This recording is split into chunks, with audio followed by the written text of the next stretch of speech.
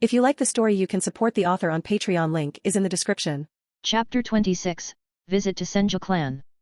As we roam around the area, we learn of how the price of things have grown high. The reason was two clans fighting for revenge and land. Uchiha and Senju are fighting for so long. Madara and Hashirama should have been born by now.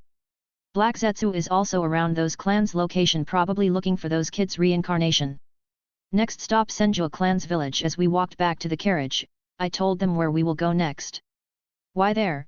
It's not like we care what happens there. So why should we get involved? Kurama asked as we entered the carriage.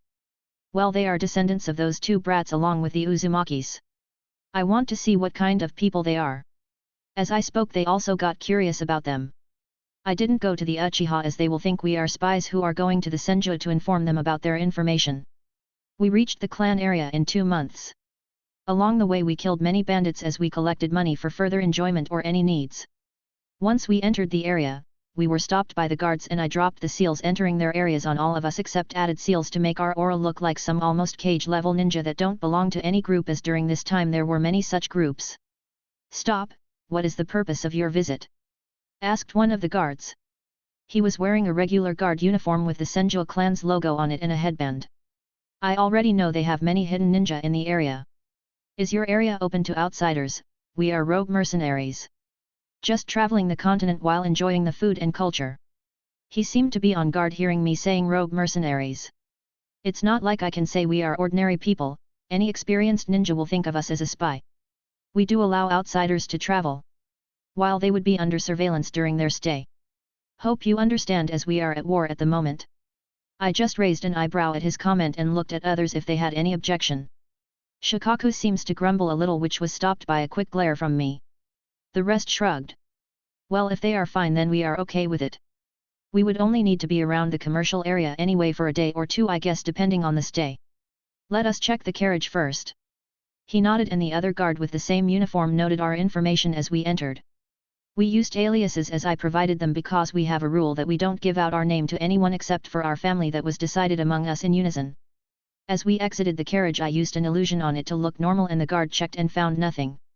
As for the names, I used the name Akiyako as the name represents my affinity with sun and moon, like most of Otsutsuki have on their clothes. For Shikaku I used Gara, I know not the most original but the personality fits. For Matatabi Haruki, Isabu was Momo, Son Goku was Wukong, Kokuo was Asami, Seiken was Suijutsu, he is kinda like that slimy guy, Chimei was Yoshi meaning good luck, Jayaki was named Akio, Kurama was Hisashi. As we entered the area I felt one ninja going to report to the clan head and the other following us at a certain distance. I can already see the location of Asura's chakra and even Indra's far away from here to the east, as can the others now that they are even more powerful than the original. They looked at me in confusion and amazement as they never knew that their incarnation would be here. They also understand now why I wanted to come here. That old men never stop interfering in anything. At my remark they just chuckled, as they know of my distaste of Hago Romo till now. We soon found an inn. We entered after parking the carriage and got ourselves 7 rooms. We entered the room and slept for the day. The next day we got out to look around as we didn't have the seal this time. Many people looked in our direction. I had silver eyes as I used my powers to make them look different.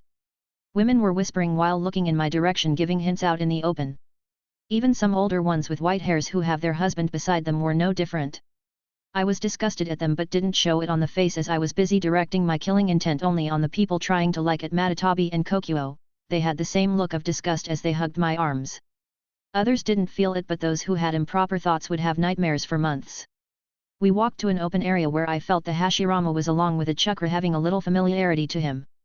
I gazed at the area where groups of children were training while a duo of 2 were looking at them with different emotions. One had sadness in his eyes while the other was indifferent. Chapter 27, Meeting the Senju clan head. I was looking at the older kid in thought, although he didn't do anything to my siblings yet. It annoys me to think about such a possible future. Well, this fellow will suffer a little for all the other ones. I can see him trembling a little. He might be a good censor even without sage mode. I chuckled in my head at that. Others also saw the look in my eyes and looked at him with pity. They were well aware of what's to come when I had such eyes. After taking a look we just went away, not to arouse any suspicion. The boy seemed to have sensed us and wanted to talk to us, but we just continued our walk as we had seen most of the area around here. although the Senju clan has people with good morals but not everyone is the name. We can sense many negative souls in the clan.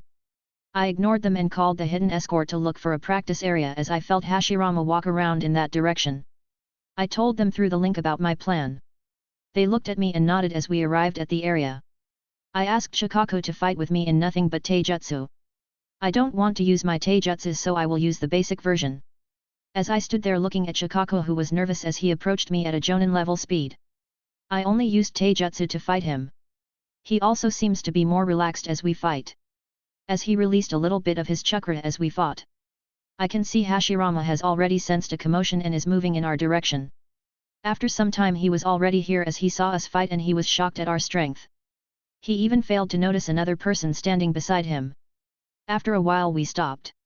You can come out now. As soon as I said that, Hashirama was startled a little but came out, but I ignored him and looked in the direction he came from. After a while a middle-aged man came out with a face full of wrinkles and eyes full of experience and vitality. Father, you are here. As he saw the man, Hashirama exclaimed. I am Butsuma Senju, the clan head of the Senju clan. I heard there were guests in the clan who were traveling and stayed here to rest. So I came to meet you, hope I didn't disturb your training. He said politely, but he was on his guard while having the demeanor of a leader. He had an astonished look and eyes looking at our attractive appearance, which exceeds normal good-looking people he has seen. He can feel the chakra we are showing, which was already at the level of the elders of his village. So it's natural for him to feel varied, as we are 10 in number. 1 or 2 won't make him feel like this. No need to be formal. I am a Kyoko and these are members of my group. We are more of a family than a group. We are just resting here. We will continue our journey tomorrow.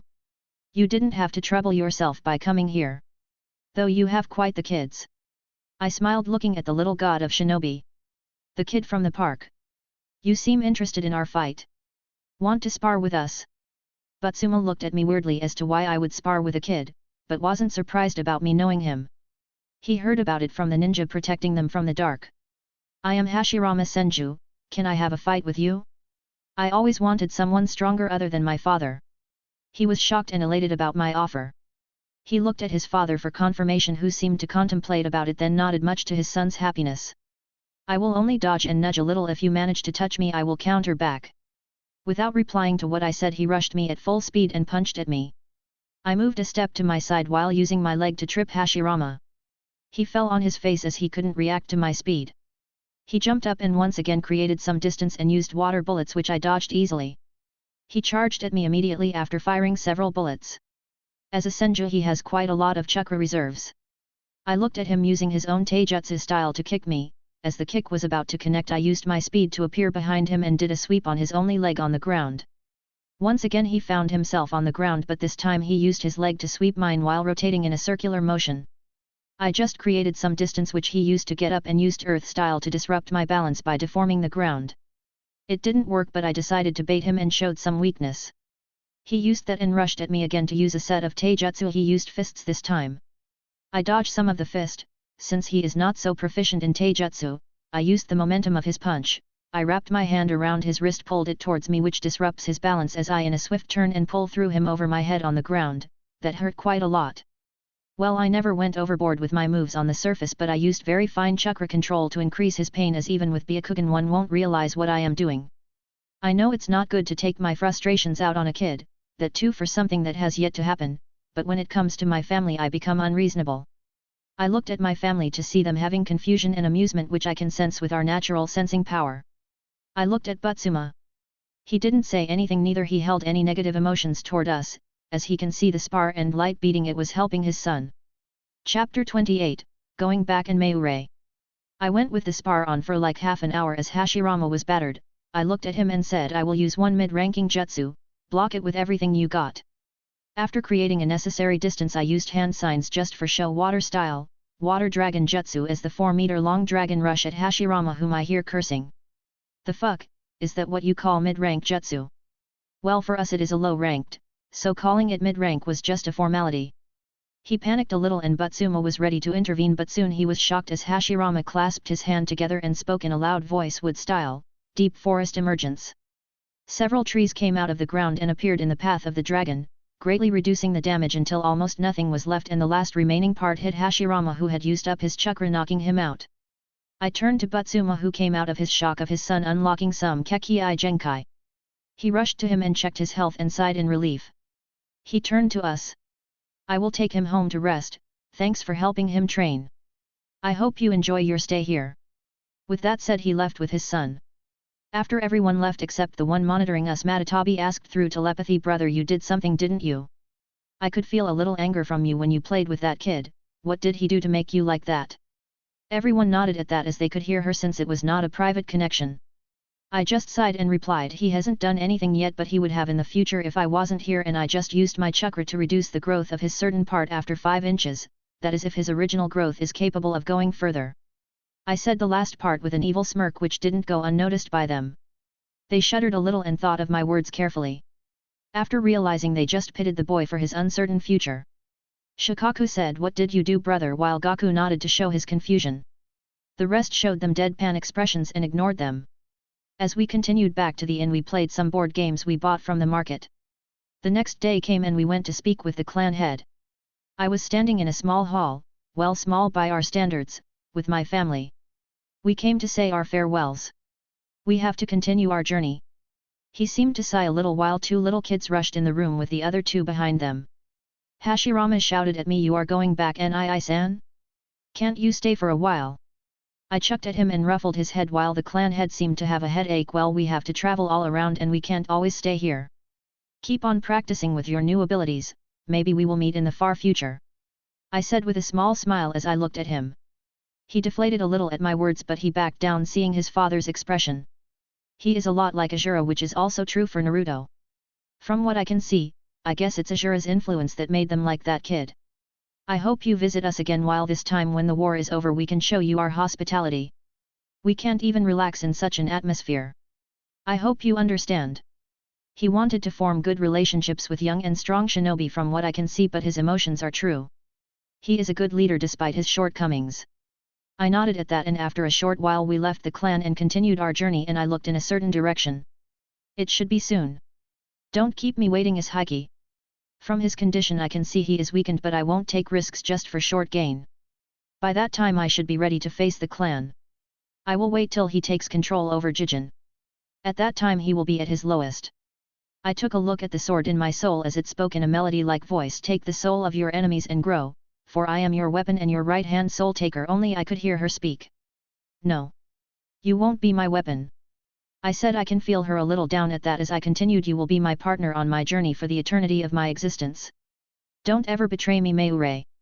I will be able to finish the next breakthrough earlier than intended.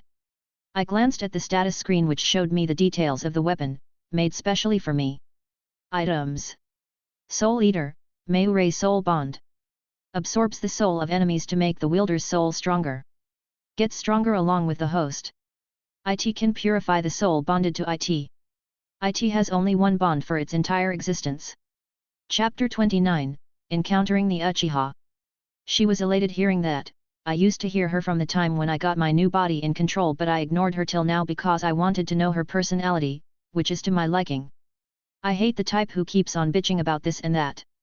She seems elated at my words, and her name is due to our bond. We can understand each other at a deeper level.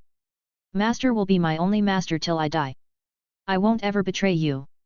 To hear words and feelings I felt a little warmth in my heart. Just call me Tsukimi, as of time you bonded with me, you are part of us. So, welcome to the family. I smiled at her shock which turned into elation. Yes, Tsukimi, let's take care of each other. Where to next as those pests are still following us? I broke out of my thoughts and turned to Kurama who spoke. His hate for humans resurfaced.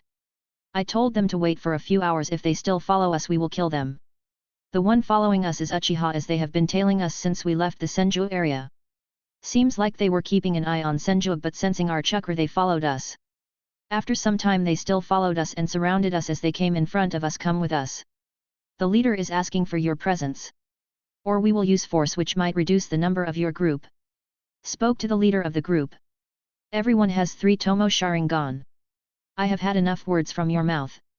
I spoke in a cold tone which sent shivers down everyone's spine. I snapped and 20 people dropped down like puppets whose strings got cut. I used my fine chakra control to send a genjutsu on them which sent their mind in turmoil till it couldn't take it and broke. Now only the leader is left. Now what did you say about lowering our number? I spoke again in a colder voice. Even if he is not capable of hurting them, anyone with harmful intentions toward my siblings are on my kill list. Go back to the hole you came from and tell them to focus on what's on your hand or you will be left with no hands. The killing intent I was leaking with precision was enough to scare him for weeks if not months. We just entered the carriage again and went toward the snowy area. General POV. In the Uchiha main house.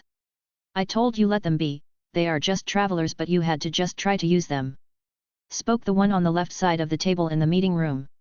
What's done is done, let's not provoke them anymore. We need manpower on the Senju battlefield. The rest nodded at the clan head's words. They dispersed the meeting after some more talk. One kid with long hair had a thoughtful look on his face while listening to them.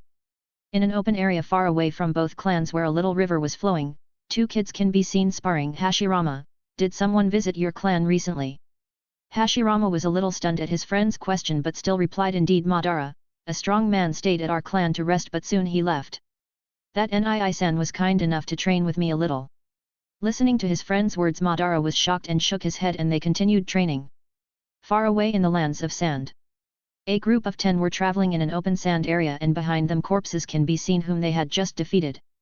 Tsukimi's POV. It's been 3 months since we left the land of snow and 5 since we left the Senju clan's area.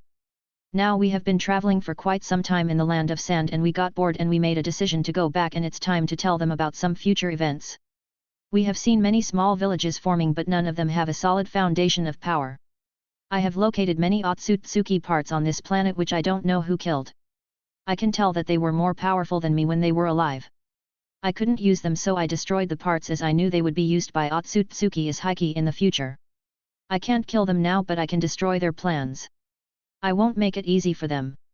I used my hands forming a raised nan on each finger and soon dissipated them. In these months I didn't stop my training and worked on some new techniques. Abilities update.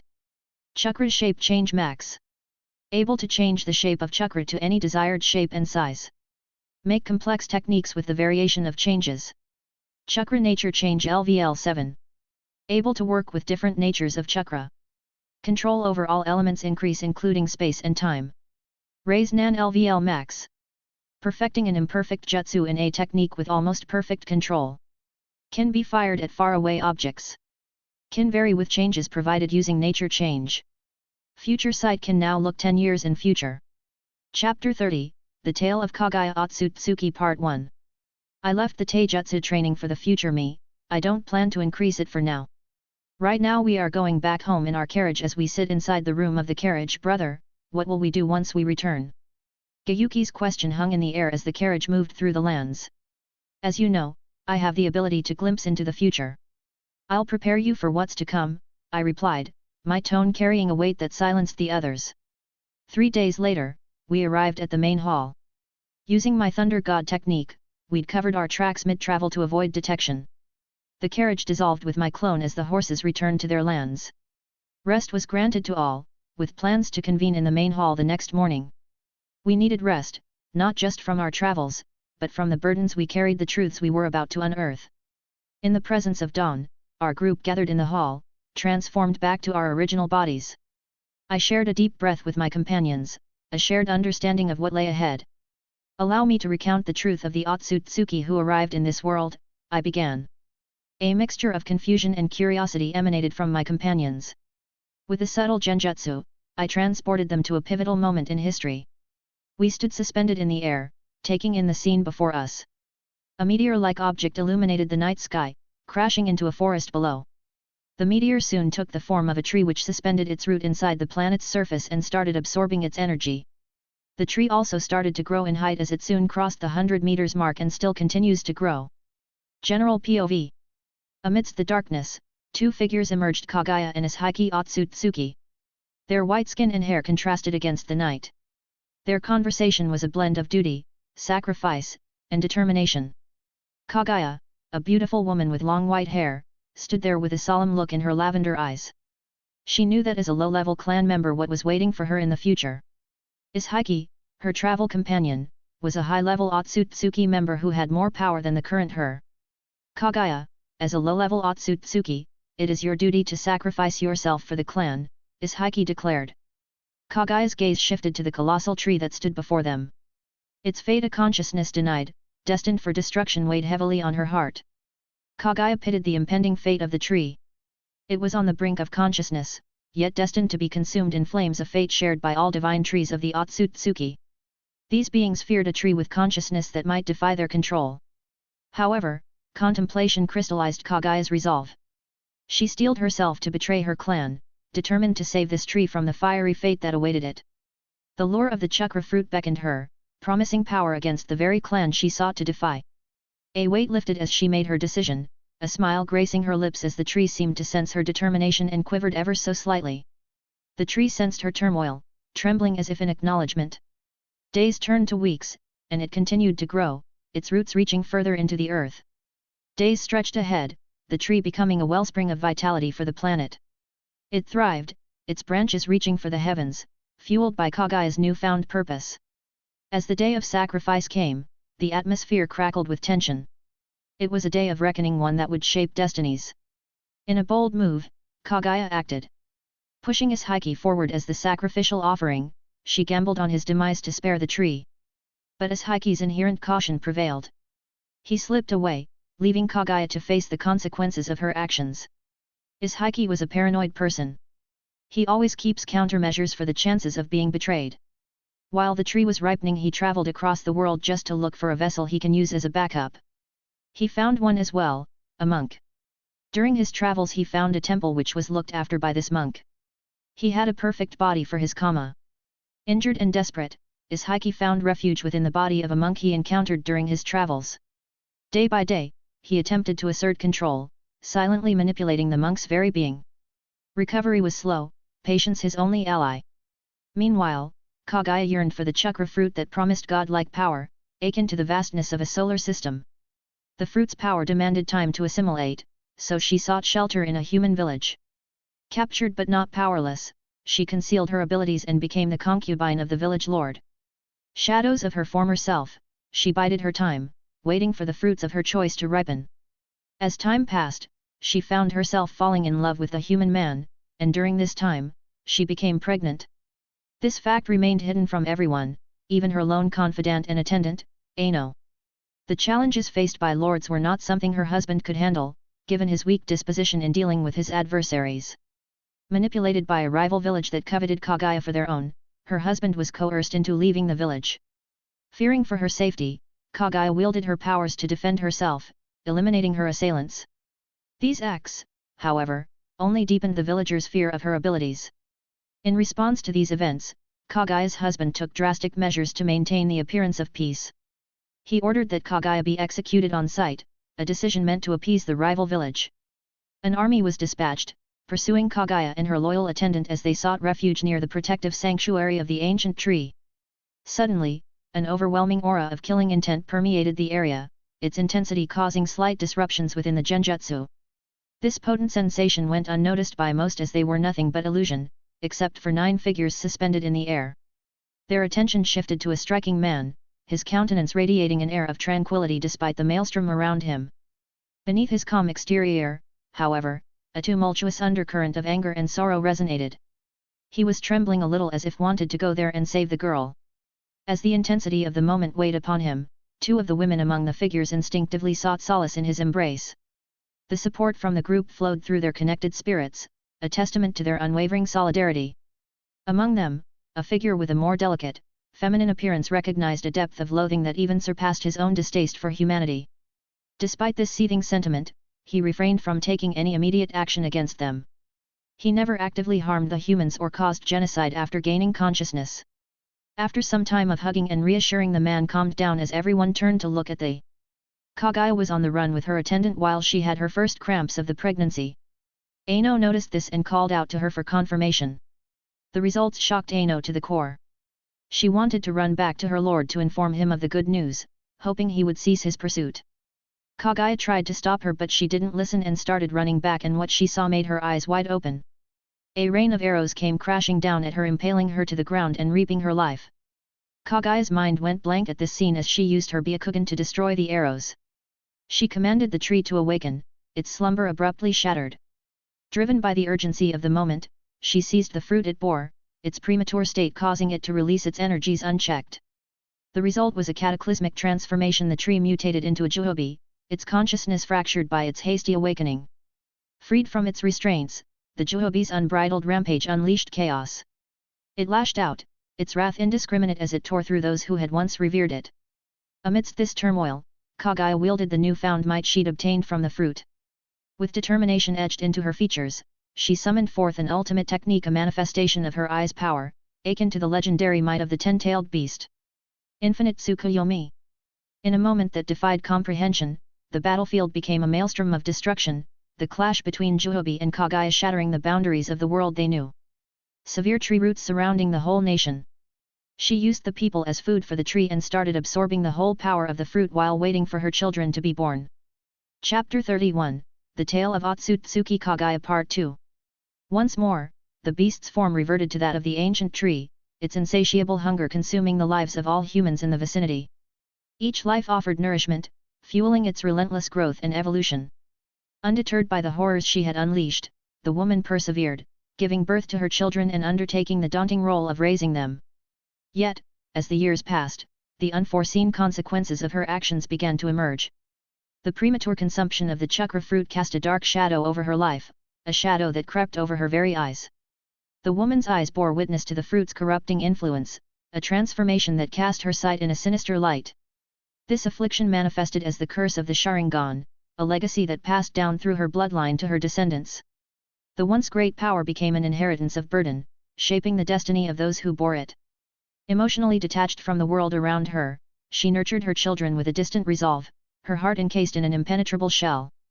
This numbness drove her to continue her grim task, feeding the insatiable tree with human lives, a somber ritual that sustained its terrifying power. Amidst this grim existence, her son Hago stumbled upon the truth. A wise frog revealed the sinister nature of the ritual, opening his eyes to the horrors his mother perpetuated. Determined to confront the darkness, Hago embarked on a journey to uncover the tree's secrets. In his quest, he was met with a tragic revelation. His beloved, sacrificed in the name of the ritual, ignited a spark of profound awakening within him. A dormant power within his eyes bloomed to life, evolving his Sharingan into the legendary Rinnegan. Driven by newfound purpose, he journeyed to Mt Mayaboku, a sanctuary of training, to harness his newly acquired abilities. As his training progressed, Hagoromo's resolve crystallized. He would confront his mother, Kaguya. United with his brothers, their shared bloodline bound them by destiny. But their path was fraught with danger, for Kaguya's wrath awaited them.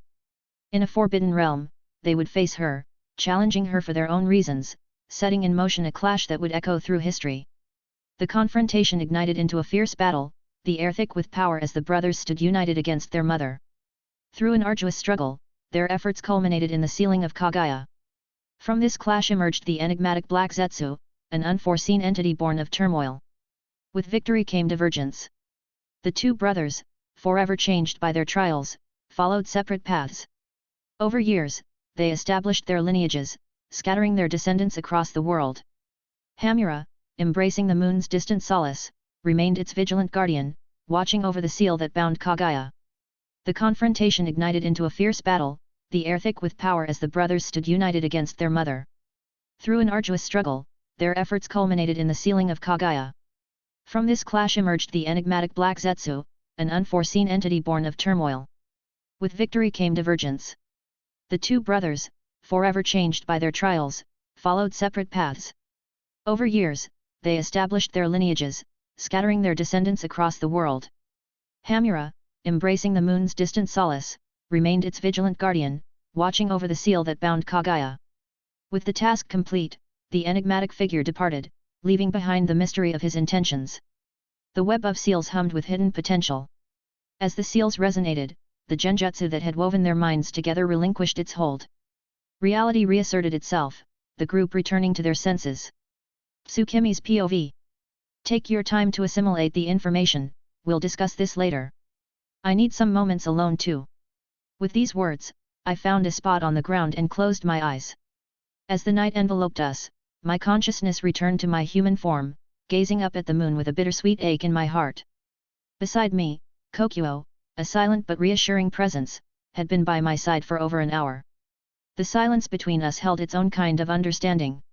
Do you love her? Kokuo's gentle voice broke the stillness. I turned to face her, gratitude evident in my eyes, and began to unravel my thoughts. Love? No, it's not that simple. How can I love someone I've never spoken to or truly known? But there's a debt I owe her, a debt that's intertwined with the essence of my very existence. She saved me before my life even began, a selfless act that set the course for all of us to be here today. My gaze shifted to Kaguya's distant form, a figure we owed our lives to. A mixture of gratitude and affection welled within me, emotions that transcended simple words. Kokuo sensed this complex amalgamation of feelings and, in a gesture of connection, our tails intertwined, a silent affirmation of the bonds we shared. With a tender smile, I tightened my grasp on her tail, acknowledging the depth of our connection. In that unspoken moment, I found solace in the presence of those who had walked this extraordinary path with me. Why didn't you free her then? Her question, laden with curiosity, mirrored the thoughts that had occupied her mind. I may be indebted to her, but there's a lesson in allowing her to shoulder her choices, much like a child learning from their mistakes. She plunged into that rampage, heedless of her own safety. For that, she'll bear the weight of her decisions a while longer. Zetsu, on the other hand, harbors plans to resurrect her. Let him try. But his endeavor will require capturing all of you, a prospect I won't allow. We'll devise a strategy using chakra clones, leveraging your existing might. Her raised eyebrow betrayed intrigue. You're suggesting we replace ourselves with these clones, appearing as powerful versions of us. A ghost of a smile tugged at the corners of my lips. Precisely. The ploy will ensure Zetsu's plans are thwarted, sparing us from unnecessary conflict. Are you willing to set the stage for a war among humans? A war greater than the world has ever seen. Her inquiry bore no particular emotion, their world untouched by the consequences of human conflicts. A gentle smile graced my lips as I turned to her, my gaze shifting to my surroundings. You can come out. We all share a connection, sensing each other's presence. Beside me, a chuckle danced forth from a young girl's lips, but before it could fully escape, my watchful eye seized it. The mischievous expression dissolved from her face, replaced by an air of impassivity. 8 figures gradually emerged, their approach bringing them into our midst. My focus shifted to Kokuo, my voice carrying a note of introspection. Kaguya harbored a vision of unity among humans, a world where peace reigned, an unexpected aspiration, I know. But the betrayals of her own children altered her perspective.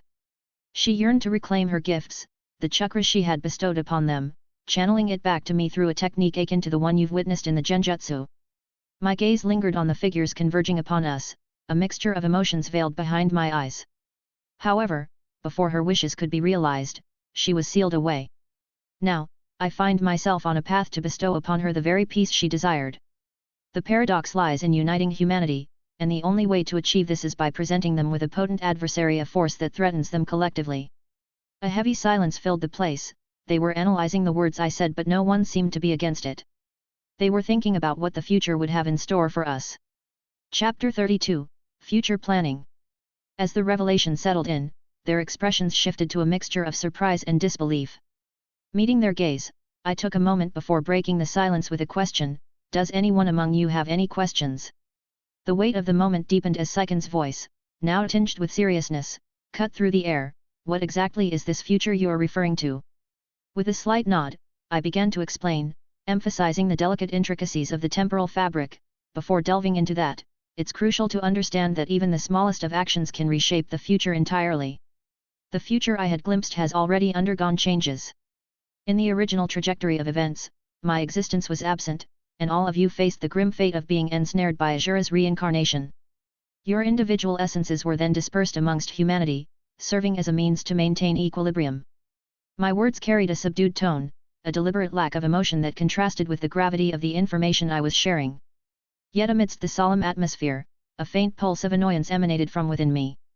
It was then that Kokuo, the embodiment of comfort, reassured me by gently draping her tail around me, a gesture laden with unspoken support. Continuing, I delved further into the implications. You might recall feeling a certain suppression, a subtle pressure stemming from the very essence of Ashura's being, conveyed through the wood that is an extension of him. The intricate interconnectedness of their experiences and destinies, now altered by my presence and intervention, hung palpably in the air, awaiting their comprehension. Observing their attentive nods, I proceeded to demonstrate my newfound wood style, a power that had become accessible after acquiring my new body. As the wooden embrace enshrouded their forms, their eyes widened, captivated by the tangible manifestation of my abilities. Affirming their curiosity, I explained, this wood style possesses the ability to absorb and quell your chakra, confining its flow. With a measured release, I allowed them to break free from the living prison of wood. Their expectant gazes urged me to share more insights. The humans you were contained within are called Jinchuriki, exploited as weapons by various factions. The Uchiha we encountered during our journeys bear the same ocular manifestation as Hago Romo, but their eyes haven't fully evolved. At the eternal Mangekyo level, just a step before the Rinnegan, they would attain the power to control you. Addressing their unspoken concerns, I offered a glimmer of hope. I have the knowledge to create seals that can divert these scenarios from unfolding. The conversation took a more ominous turn as I unveiled the looming challenges. In the future, as formidable shinobi emerge, many will seek to capture us, craving the power we possess. The Uzumaki clan will develop a seal that encompasses a wide array of beings, including us. Acknowledging their complexity, I opened a window to an alternate path. I lay this before you because I possess the means to seal this place. It would bar humans from entering and us from leaving. We could coexist within human society, adopting human forms. Yet, I am aware of the aversion we share towards this choice. Their agreement was silent, conveyed through their understanding nods, signaling their grasp of the gravity of the situation and the weight of the choices that lay ahead. I can bring you to our dimension to live, but it would be just us. So, I considered the option of allowing them to seal us, I explained. Their faces displayed some confusion, but their trust in me remained steadfast. Their unwavering faith filled me with affection. Truly, they are a cherished family. With their attention captured, I continued, now, let me explain about the seal. As I detailed my plans for the future and the various backup strategies, their reservations faded, replaced by understanding and even a willingness to try the approach. Their agreement aligned with Hagoromo's legacy, a final farewell offered in the form of fulfilling his wish. However, Shikaku, ever the curious one, posed a different question. Brother, couldn't you use your strength to unite the world and reign over them directly? Why this indirect approach? His inquiry was met with incredulous stares from the others, who had witnessed my profound disdain for the humans through the genjutsu. Under their gaze, Shikaku's objections seemed to diminish into grumbles. I made an effort to assuage Shikaku's reservations, stating, can you imagine me squandering the precious time I could be spending with my beloved family just to involve myself in the affairs of humans? Frankly, I'd prefer to have authority over animals than humans. In fact, I'd even choose a life of solitude in the mountains, similar to those cultivators. The term cultivators seemed to raise eyebrows among them, clearly indicating an unfamiliar concept. So, I took a moment to provide context, saying, cultivators are individuals we encountered on a distant planet before arriving here. Their discipline involves prolonged hours, sometimes even days or months, spent meditating on a stone to accumulate power. This practice leads to a unique physical appearance, often characterized by flattened backsides. Strangely, their internal disputes rendered them remarkably vulnerable. Astonishingly, they even had a faction within their ranks that actively plotted to destroy their own planet, although the motives behind it remain enigmatic. The bewilderment etched on their faces revealed their struggle to grasp such an existence. Interrupting the pause, Matatabi expressed her perspective, they are pitiful. Her words hung in the air, a statement that could potentially evoke strong reactions. The mere thought of how they might respond entertained me, and I couldn't help but chuckle at the anticipation of their expressions upon hearing her candid assessment. We're unanimous in understanding that should it be imperative to fulfill the old man's mission, Kurama must be sealed. However, we can't allow him to bear this alone, considering everyone has their role to play. We'll comply this time, but let this be the final instance we heed that old man's counsel even if he were to protest from beyond the grave. Son Goku's words resounded with a mixture of firmness and humor. A chuckle escaped me at his comment, and a sigh followed, resonating through the group as even Kurama seemed to concur. My foremost wish had always been to prevent any strain in their relationships due to me. I understood Hago Romo cared deeply for them, and I didn't want to disrupt that connection. Despite my concerns, their resolute expressions betrayed their commitment, and I found myself caught in an internal conflict, a sense of contradiction that they were astutely perceptive of, sensing my inner turmoil in their own unique ways. Kurama's words were like a balm to my conflicted feelings, as he reassured me, our actions aren't about serving a relationship with him, they're about holding him accountable for the wrongs he committed against you. There's no need for you to carry any guilt. His comforting statement resonated deeply, amplified by the unanimous agreement of the others. It was as if Kurama was stepping beyond his usual demeanor, allowing his more understanding side to emerge, bridging the gap that had once existed. Kokuo's input flowed in next, her voice a calm stream of reason. Our commitment is solely directed at accomplishing his mission for that human. While you consider releasing Kaguya, it's crucial to prioritize your safety. The question arises, could the solitude of all those years have altered her in unforeseen ways? Her words struck a chord, demonstrating a remarkable level of empathy and concern for my well-being. This unexpected display of unity in addressing Kaguya's situation both surprised and touched me deeply. With a confident smile, I met Kurama's gaze, feeling the genuine camaraderie of this moment. You don't need to worry. I've devised a plan to handle her effectively. By that time, I will have attained even greater power, making her no match for me. But for now, let's rest. Tomorrow, I'll begin crafting the necessary seals. The weight of their support and collective agreement was palpable as they each found their designated places to rest, preparing to recharge for the tasks that awaited us. The atmosphere seemed to hold a renewed sense of unity and purpose, as we collectively embraced the challenges ahead. I guided the girls to sleep in our human forms, savoring the softness of our tales. We had yet to cross that boundary, circumstances rarely allowed us to be alone for extended periods. Given our natural energy-based bodies, engaging in such activities could lead to days, if not weeks, of uninterrupted passion. Our stamina was nearly limitless. What truly mattered was finding a year devoid of obligations, a stretch of time where we could set aside all else and focus solely on each other. As we slumbered, the weight of my unspoken past lifted. Sharing my history with them brought relief, as if an unfamiliar burden had been lifted from my shoulders. Somewhere within, I harbored a lingering concern about how they might react, but their understanding embraced me warmly. In the quiet moments before sleep claimed me, I found myself overcome with a sense of exhilaration, as if I could soar through the skies with unburdened joy. I chuckled at my own fleeting, childlike exuberance, amused by the whimsical nature of my emotions. That night, I slept soundly, more deeply than I had in ages, allowing myself to rest in the embrace of newfound trust and intimacy. Chapter 33, Taking a Step Further. R18. The following morning, as the gentle rays of the sun illuminated the room, I used my tail to create a shield against the light, ensuring that it didn't disturb our peaceful rest. Despite the desire to stay cocooned in slumber, I knew that the time had come to embark on the task of crafting the seal and testing its efficacy. A while ago, during our travels, I had managed to capture a group of bandits, sealing them within a stasis field to keep them in check. My proficiency in creating an 8-trigram seal was evident, the process almost instinctual. However, the seal needed specific adjustments to align with the intricate requirements of our plan. The ambitious goal was to complete these modifications within the span of a month, and luckily, I had the luxury of time on my side. Some of our companions had headed outside to enjoy the day, while others continued to rest after the night's slumber. As I reluctantly left our haven to attend to my responsibilities, a cloud of irritation accompanied me. The prospect of being away from my loved ones dampened my spirits. However, as I embarked on my tasks, an idea began to take shape in my mind.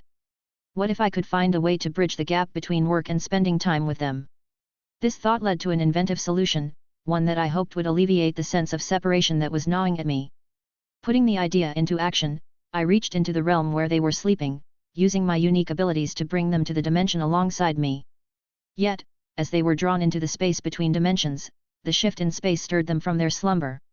As they gradually woke up, they found themselves in our shared space, nestled comfortably in our bed, their heads resting gently on my lap. Their eyes turned towards me, expressions a mix of surprise and confusion, clearly wondering why they had been roused from their sleep and brought here. In response, I offered a reassuring smile, and with a touch of amusement, I explained. "Good morning. I know I need to work on the seal, but I didn't want to spend the day separated from you both. So, I decided to bring you with me." In that moment, the slightly furrowed brows of confusion began to relax, replaced by understanding. It was a gesture that symbolized my deep desire to remain. Upon hearing my explanation, their response was immediate and intense. Their eyes seemed to sparkle with a hint of mischief as they exchanged glances, their excitement palpable. Without hesitation, they pounced on me with a hunger that mirrored their void-like eyes. Their lips met mine in a fervent kiss, a collision of emotions and desires that seemed to meld into one. Their actions spoke volumes, a declaration of their willingness to accompany me wherever I went, whenever I chose.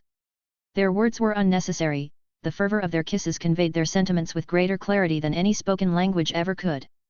It was a profound affirmation of our unbreakable bond and shared desires. In the midst of the passionate embrace, I could feel the electric thrill of anticipation coursing through me. Kokuo's voice, soft and seductive, added another layer of intensity to the moment, sending shivers down my spine. Her words were a sultry promise that further fueled the flames of passion that burned between us. Responding to her enticing tone, I let my actions speak for me. With a deliberate yet gentle movement, I took Kokuo and guided her down, pinning her against the surface beneath us. Our lips remained locked in a passionate kiss, our bodies pressed together in an intoxicating dance of desire. The world around us seemed to fade away, leaving only the sensations and emotions that consumed us. As our kiss went on, we let our instincts be our guide as we continued, but we soon got interrupted by a huge amount of killing intent directed at us. Knowing who it was, I turned to face Matatabi. "Step aside, you insufferable bitch. You can't stand for even a moment without acting like a possessive cat trying to steal him away from me." Matatabi's retort brought forth an unusual, smug grin from her, intensifying the girl's anger and causing a dark aura to emanate from her.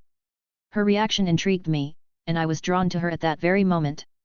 Without much thought, I grabbed her hand and pulled her closer, resulting in a sudden movement that caught both of us off guard. A surprised yelp escaped her lips as the unexpected action unfolded. I leaned in, my lips parting hers to deepen the kiss. My tongue ventured boldly into the unexplored territory of her mouth, tracing the contours, the roof, and the sides with a mixture of curiosity and desire. I relished the intimacy of this exploration, occasionally applying a gentle suction to her tongue, which elicited soft sighs of pleasure from her. In response to my advances, she held me with a fervent grasp, as though wanting to fuse our bodies into one. Her fingers clung to me, conveying a sense of urgency and a need to draw me closer, as if the depth of her passion could transcend the physical boundaries between us. As the intensity of our kiss grew, Kokuo, not one to be left behind, added her own layer of sensation. Her lips brushed against my neck, leaving a trail of tingling warmth in their wake. Simultaneously, my hands started tracing her body, one of them tracing the curve of her back while the other settled onto her waist. The sensation of her skin under my touch was electrifying, she shuddered a little feeling my touch on her body. Amidst the embrace of desire, I shifted my attention between the two, a gentle transition from one to the other. Each kiss, each touch, was an unspoken expression of the passion that coursed through us, a symphony of longing and connection that left us utterly consumed by the moment. And soon we drifted in our world as we continued exploring each other while embracing each other. I thought it was time to let nature take its course as I looked at them for confirmation, and they understood my intention and responded with more aggressive actions. As the time went by, we gave ourselves to each other and let our instincts guide us. Chapter 34, Aftermath. Kokuo's elation knew no bounds as she found herself finally united with her brother in a way that had long eluded them. The sensations he was evoking within her at that very moment were unlike anything she had ever experienced. It was as if all the pent-up desires and yearnings had converged into a single point of rapturous pleasure. Since gaining a physical form, a peculiar sensation had been simmering within Kokuo. A persistent itch would awaken within her whenever her brother was near, a tantalizing reminder of unspoken feelings that had remained hidden. As their intimacy grew, the intensity of this sensation had magnified, reaching a crescendo in this moment of connection. Her eyes hungrily traced the lines and contours of her brother's body, each curve and angle igniting a spark of desire within her. The throbbing ache in her lower regions intensified, a rhythmic cadence that seemed to echo the beat of her heart. The allure of his presence, combined with the overwhelming surge of passion, made it impossible for her to ignore the primal yearnings that had awakened within her. In a courageous moment of vulnerability, Kokuo shared her feelings with Matatabi, expecting to find herself alone in this experience. To her astonishment, she discovered a shared sentiment. Matatabi, too, had been grappling with an unquenchable desire whenever her brother was in close proximity. The yearning to connect with him on a primal level was a shared reality, a thread that connected them in ways they had never imagined. As they indulged in their intimate moment, it became evident that their emotions were translating into physical sensations. The electrifying pull they felt towards their brother was beyond their control, an untamed force that was driving them closer to him. Their bond was evolving, unveiling layers of desire and intimacy that had remained dormant until now. The stubborn itch that never left her lower body went away and turned into something pleasuring with just a single touch from her brother. Soon they found themselves lost in the land of pleasure and just enjoyed each other's company and crossed the line that signified their bond as life partners till the end of their lives. They were so engrossed in their love actions that they kept going at it for months without breaking a single sweat. Just pure love, passion and obsession oozed out of them. Changing positions and places with each other, they went on repeating the act while providing never felt pleasure and love one another. Tsukimi's POV. The sun rays hit me directly in the eyes, making me regret the idea of making that opening so that the sun can wake me up. Gaining my bearings and opening up my eyes, I looked around and then a sudden rush of different aromas came assaulting my already sensitive nose, but the aromas were so seductive and addictive that I came to like it. Not letting myself get aroused again to start another round of the fight I just fought for a whole month straight. I had to stop myself, otherwise I would have lost myself to lust in the future if I always listened to the instincts. I hate being controlled by my desire. I can follow my heart and feelings but never my desire, otherwise I would turn myself into a being who only thinks by his lower part. Taking a deep breath for the last time as I smell some fruit, metallic aroma of my girls and a certain unique aroma which was pleasant to smell, that should be mine. With a flick of my fingers a chakra blast cleaned the room on microscope level and removed all the smell and whatever was left after we were done. I looked around and saw two most beautiful naked figures of my woman. Looking at them, a strong feeling of love flooded my heart as if asking me to spoil them to the extreme. The sweet smile on their faces made my heart race. If I was on Earth I wouldn't even have any thought of having sex with a small girl regardless of age, since they either are too naive to easily get involved in the world of adults while some are just too bratty, and I am a person that doesn't have any tolerance towards such people. Throughout the span of 2000 years, various aspects of my life and perspectives have evolved and transformed, influenced by the passage of time and the experiences I've gathered. However, amidst all these changes, these fundamental aspects remain the same and unchanging. But the only exception to this emotion is Kaguya. Like an enigma, she came into my life and crossed every obstacle in my heart. Same goes with Madara. This unwavering affection and connection I have with them stem from the fact that they have grown into splendid women who are ready to do anything for me, and the same is true other way around, and they hold an unique and irreplaceable place in my heart as the love of my life. The depth of emotion and the bond we share are profound, transcending the boundaries of time itself. In my eyes, Kaguya is more than just a companion, she's a partner who has grown and matured alongside me, weathering the challenges of life together. This is the essence of our connection that time has been unable to alter. Moreover, my commitment to protect our relationship goes beyond the confines of our personal space. I express a firm determination that if there is any external threat, even some organization will come knocking on our door saying open up, I will send them to oblivion with a point-blank Bijudama. This declaration not only emphasizes the intensity of my emotions but also underscores my unwavering resolve to ensure the safety and sanctity of our relationship at all costs. Pulling them closer and holding them tightly as I caress their head with some head strokes. They have been awake for quite some time, so I decided to have some fun of my own and a small grin crept up on my face. I think we all can agree that looks can be deceiving, isn't that right, my little Kaguya? The one who usually stays the most calm and composed was shouting on top of her lung while riding me. Literally smoke started coming out of Kaguya as she buried her head in my chest, and using this cover she used her tongue to lick my body. Madara, unknown to this, was laughing as Kaguya was enjoying herself but soon got annoyed by her laugh. Before she could say anything I turned to Madara and spoke as a tail came out of my back and wrapped around her waist. What are you snickering about? You think you are any better when you were licking every inch of my body for a whole day straight? I smacked her back as I felt Kaguya froze amidst her licking but soon resumed it. Madara was a blushing mess just like Kaguya, but soon she just hugged me and spoke in a seductive voice, I am only like that for you, so I don't care. Knowing she was trying to get us to start another round, I smacked her ass, causing her to squirm. Let's take a bath, who knows what can happen when we clean ourselves, as you seem to have wet yourselves. Ignoring the blush on their faces, I got up from the bed and picked them up in my arms as I marched toward the bath. Chapter 35, Practice with Wives. After our leisurely time in the hot spring, where we enjoyed each other's company and even helped each other bathe, we dressed ourselves and made our way to the training grounds. Despite our human forms, I saw an opportunity to work on our combat skills in this state. Gathering my companions, I explained my plan to them. Let's engage in a joint attack against me. During this training session, I'll teach you a general taijutsu fighting style. Once we are done familiarizing ourselves with the techniques, we'll transition to sparring using only our physical abilities. Approach the sparring with the mindset of a serious fight, as I won't be holding back. Their nods of agreement showed that they understood the intensity of the training we were about to undertake. With authority in my voice, I signaled the start, saying, "Begin." As soon as the word left my lips, they launched into action, coming at me with impressive speed. Their initial approach lacked intricate strategy, which was expected since the focus was on learning the core principles of taijutsu. I allowed their unrestrained assault, knowing that this phase would provide a solid foundation before we moved on to more advanced tactical techniques. I began by evading their attacks, using the opportunity to correct their forms and offer guidance on utilizing feints and deception in combat. As time progressed, they started to refine their techniques, and we continued this rigorous routine for 2 consecutive days. Their endurance and stamina allowed them to handle the intense workout regimen without faltering. Throughout the training, I focused on improving their fundamentals while also imparting more advanced concepts. We worked on creating openings through strategic movements, using their opponent's momentum against them, and exploiting weaknesses.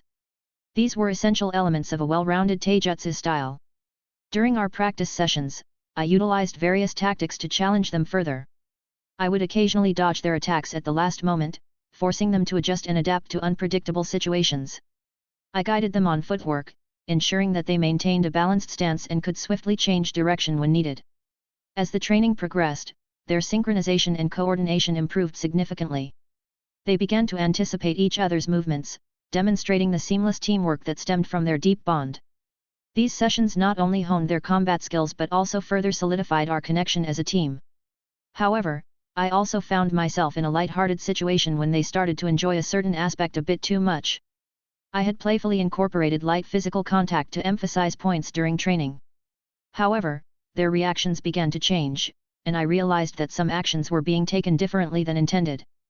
Sensing the shift in atmosphere, I promptly put an end to those interactions, ensuring that our training environment remained focused and respectful. While it pained me to deliver forceful blows, I understood the necessity of maintaining a determined mindset. My goal was to prepare them to stand by my side, and sometimes the path to strength required challenging measures. Madara's surprise was evident as she experienced the full extent of my strength, realizing the gravity of our training. Reacting swiftly to my strike, she leaped backward to create some distance, her mind undoubtedly working on formulating a strategic plan. Observing her actions, I anticipated her next move. With a renewed burst of determination, she closed the distance between us once again, this time employing the taekwondo-style techniques I had demonstrated. The shift in her approach indicated her willingness to adapt and learn, a crucial aspect of their growth and development. Madara's agility was commendable as she feigned a high kick toward my neck, only to twist her body in midair, aiming for a kick at my waist. Her adaptability impressed me, and her determination shone through her actions. Simultaneously, I noticed Kokuo's discreet approach, a resolute glint in her eyes indicating her commitment to the training. Responding swiftly, I raised my knee to block Madara's kick, while my hand shot out to catch her leg. In one fluid motion, I used her momentum to throw her in Kokuo's direction, requiring her to catch her teammate. It was a test of their coordination and reflexes, encouraging them to work as a team even in the midst of combat. As they regrouped and launched another assault, I observed their different patterns of attack. Madara's kick was met with a parry from my arm, and I seized the opportunity to deliver a punch to her face. Simultaneously, I employed my legs to deflect Kokuo's kick, a playful yet unfair move that garnered a reaction from them. The training was not only about honing their physical skills but also fostering teamwork, adaptability, and the ability to read and respond to different combat situations. As I caught sight of the resolute expression on Madara's face, I couldn't help but smile, appreciating her determination to push herself despite the challenges. Without hesitation, I strategically countered her attack by delivering a well-placed knee to her face. The impact was enough to push her back, testing her ability to recover and stay focused amidst the training's demands. Their unyielding commitment to the training was undeniable.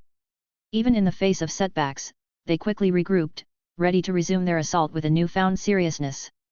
It was evident that they were fully invested in honing their skills and meeting the challenges head-on. Madara's attack found its mark, landing solidly on my chest. Despite the impact, I deliberately suppressed any visible reaction, showcasing my control and resilience in the midst of combat. In response, I swiftly initiated a judo-style move, using the momentum of her attack to my advantage. The move involved a quick smack on the ground, which deflected the energy of her strike, leaving her momentarily off balance. Amidst the intense training, a sense of camaraderie and lightheartedness permeated the atmosphere. "Damn demon sadist," I chuckled at their exaggerated reaction, and a smile graced my face seeing they were unconsciously coming back together. They might bicker when it comes to things related to me, but deep down they care about each other equally.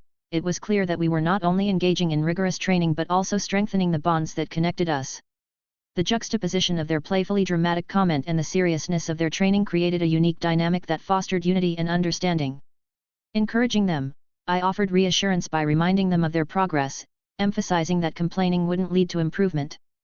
The shared struggle of training was something I could relate to, and I disclosed that I had undergone similar rigorous training with my own clones while employing gravity seals. Their gasps indicated their surprise at the revelation, perhaps realizing the extent of my dedication to honing my abilities. Capitalizing on the moment, I used their distraction to my advantage, delivering swift kicks to each of their stomachs. The lesson was clear: maintaining focus and concentration during combat was essential, and distractions could leave them vulnerable. "Remember, no distractions during a fight," I reminded them, my tone firm yet supportive. With determination, we continued our training, pushing ourselves relentlessly for months. The dedication we put into our training extended beyond the confines of the dimension, as we ventured outside to further refine our skills and apply what we had learned to real-world scenarios. This commitment and perseverance were essential as we worked towards our goals together. Their dedication and hard work had paid off, evident in the significant improvement they showcased in their taijutsu skills. It was a testament to my teaching methods and their own determination that they had reached a level where they could rival even advanced taijutsu shinobi. As we engaged in intense sparring sessions, I noticed a distinct change in their demeanor. The aggression they displayed in our intimate moments contrasted starkly with the looks of horror they wore during our combat training. It was a peculiar juxtaposition that spoke to the different aspects of our relationship. Observing their expressions, which seemed to convey the sense that they had endured a trial by fire, I couldn't help but offer a deadpan comment. "Don't just stand there, I am going to take a bath, also want to clean my tails and my body want to help me," I said, prompting them to move. The suggestion of washing my tails appeared to brighten their eyes as they even drooled a little, and their eagerness was palpable as they swiftly shed their clothes and led me to the bathroom. Understanding the need for privacy, I applied a silence seal to the area, ensuring our activities remained discreet. This moment of relaxation and intimacy was a stark contrast to the rigorous training we had undergone. It allowed us to share a more intimate connection, washing away the strains of our training as we enjoyed this respite together. Chapter 36, Soul Seal. After indulging in a full day of bathing and various other leisure activities, we emerged from our private sanctuary and rejoined the company of our companions. Engaging with them, we discussed upcoming events and matters of importance, sharing our thoughts and plans. During our conversation, I broached a subject of significance. "In 30 to 40 years, the day will arrive when the Uchiha clan might attempt to manipulate you," I began, addressing the potential challenges that lay ahead. With a purpose in mind, I provided them with a valuable technique, one that could potentially safeguard them from danger. "I've shared with you a cloning technique that we can utilize," I continued, explaining the strategy I had devised. "When the time comes, I suggest you create clones of yourselves using this technique. Send these clones in different directions to perform your usual activities." The plan was straightforward but effective. By deploying clones of themselves, they could maintain their presence and activities without risking their actual selves. It was a preemptive measure to counter any attempts by external forces to control or capture them. This way, they could continue to thrive while keeping their true identities safe from harm. As they created their clones, I enhanced the technique with additional seals that would enable the clones to restore their chakra after usage and prevent them from dissipating prematurely. They nodded in agreement, satisfied with the precautions we were taking. Each of them set off to their preferred locations, ready to implement the plan we had discussed. With the clones engaged, I returned to my original form, resuming my usual state. The conversation shifted to our impending plan, a strategy that held the promise of reshaping the dynamics of the world around us. Shikaku's words resonated, capturing the essence of our intentions perfectly. "Soon our plan will be set in motion, and we'll have the opportunity to observe the intricacies of human behavior and their inherent contradictions," I responded, a wry chuckle escaping me. As the dialogue continued, I revealed the progress I had made on the various aspects of the plan. "The seals are progressing well, but they require careful crafting, especially those involving space-time manipulation. I'm also dedicating time to studying the intricacies of the dimension," I explained, offering insight into the ongoing efforts to prepare for the forthcoming changes. Space and time are pretty vast topics, encompassing every fiber of space around us, and the way space works is the fibers bend and create dimensions which are everywhere but cannot be seen to the naked eye. One can set various restrictions on their dimension which keeps them safe. We decided to exercise patience and await the formation of all the great villages. It was our intention to let Hashirama and Madara's legacy spread across the lands before our plan was set in motion. As time continued to pass, we found ourselves immersed in a comfortable routine. We laughed at each other's antics, shared moments of leisure, and gradually, our camaraderie grew even stronger. The days were filled with training, relaxation, and the joy of being in each other's company. Their training also took a new direction. Often, they would send their clones to train while spending time with me, a strategy that I encouraged as it allowed them to improve their taijutsu skills through their clones. It was a practical approach that allowed them to refine their abilities efficiently. The years seemed to slip away unnoticed, blending into one another. 20 years flew by in what felt like the blink of an eye. As I gazed at the moon, its tranquil presence served as a backdrop for my reflections. Looking back on all that had transpired during these years, I felt a sense of accomplishment and growth. With the completion of the seal drawing near, I also revealed that I had created an additional seal, a soul seal that would play a significant role in our upcoming plan. My fingers danced through the air, tracing an intricate pattern that formed on my fingertips. I stared at the pattern in awe, for it was a creation that had come about accidentally. Originally intended to be a slave seal, this formation had taken on a unique function, one that could connect and intertwine fragments of the soul, forging a bond that extended beyond the boundaries of individual beings. I marveled at the concept that had unfolded before me. The seal could establish connections between one person and others, forging a deep and profound bond that was both powerful and intricate. This bond would allow us to share aspects of our souls, creating an unbreakable link that went beyond the surface.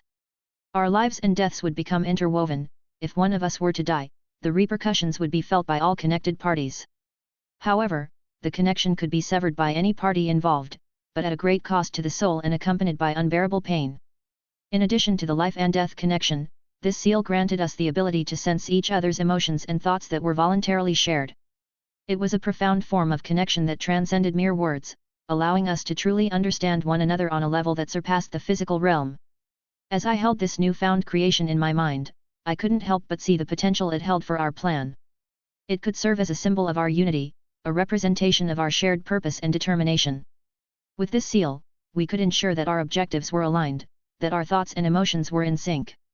It was a powerful tool that would solidify our bond, even in the face of the challenges that lay ahead. Abilities Update. Time Laws LVL2. You can now understand the surface of what time is. Your control over time increases a little. You can see through basic time-related techniques. Space Law LVL4. Your understanding of space is best among beginners. You can now create a stable space. You can manipulate space at a better level. Space techniques use less energy. Learning the intricacies of laws is no simple feat, it demands both patience and time.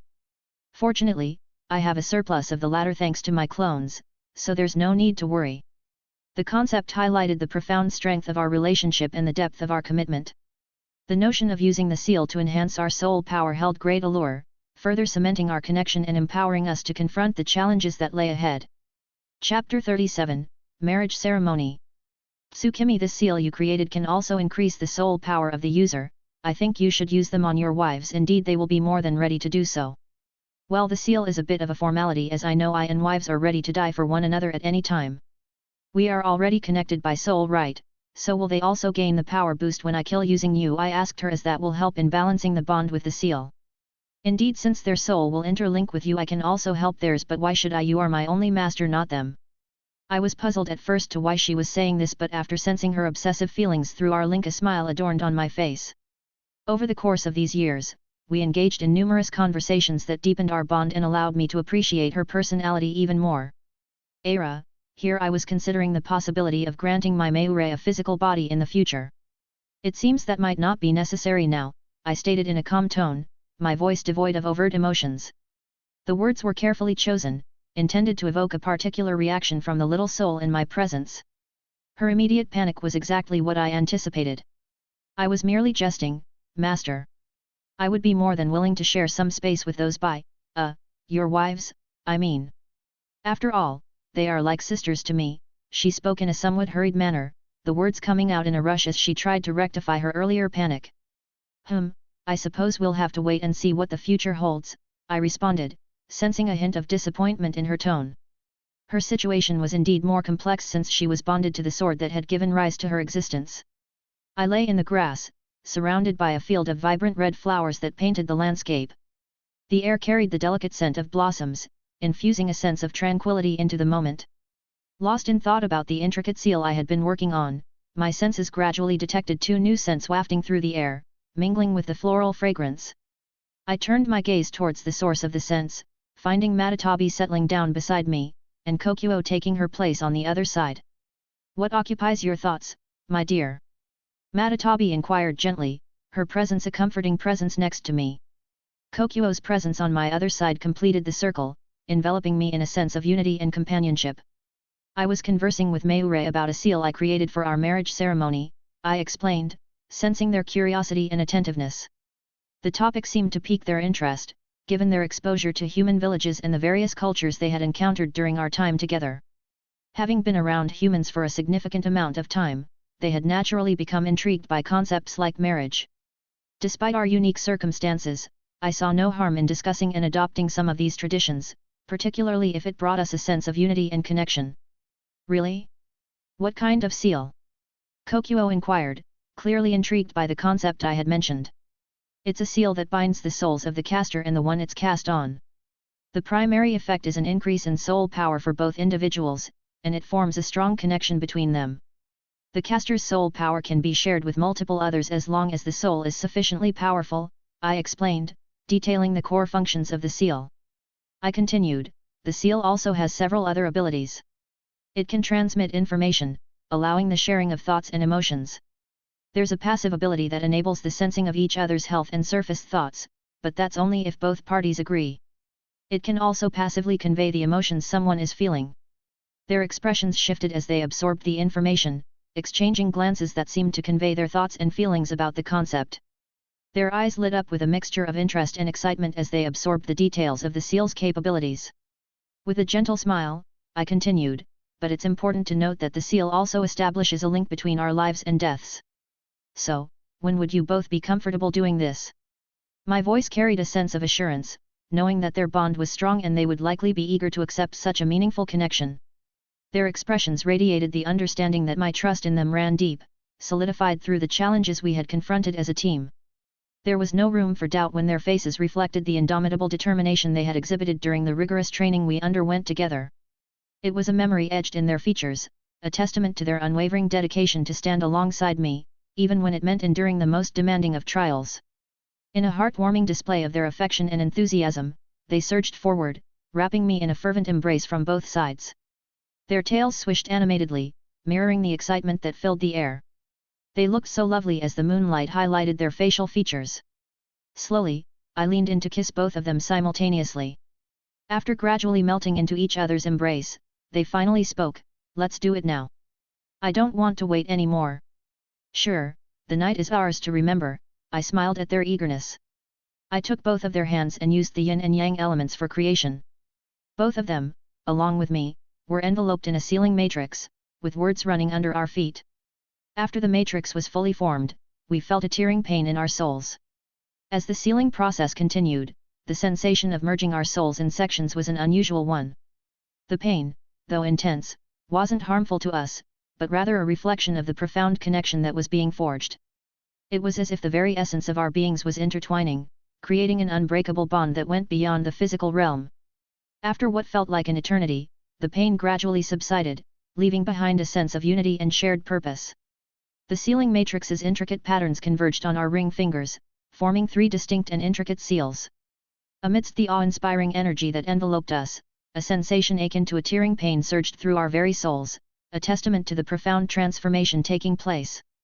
Chapter 38, Under the Moon. They looked so lovely as the moonlight highlighted their facial features. Slowly, I leaned in to kiss both of them simultaneously. After gradually melting into each other's embrace, they finally spoke, "Let's do it now. I don't want to wait anymore."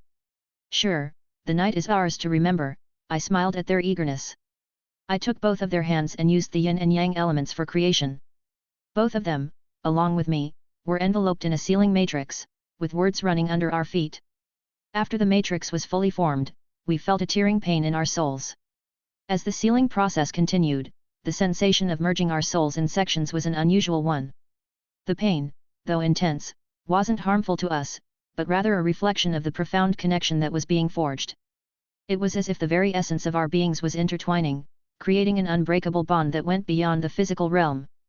After what felt like an eternity, the pain gradually subsided, leaving behind a sense of unity and shared purpose.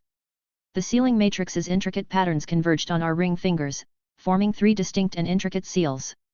Madara's seal stood out, adorned with a sleek and elegant golden design that carried an antique charm.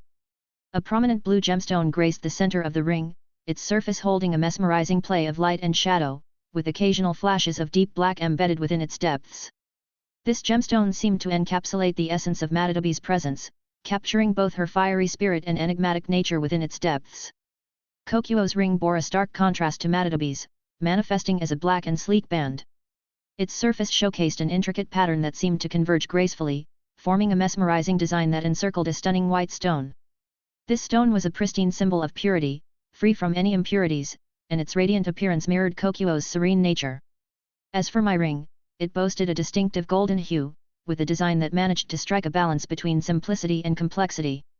Positioned at its center was a pitch-black stone, exuding an air of mystery and depth. Surrounding this central stone were 2 smaller stones, one of vibrant blue and the other of pure white. These 2 smaller stones were connected to the central black stone, forming a harmonious trio that represented the intricate bond shared among the 3 of us.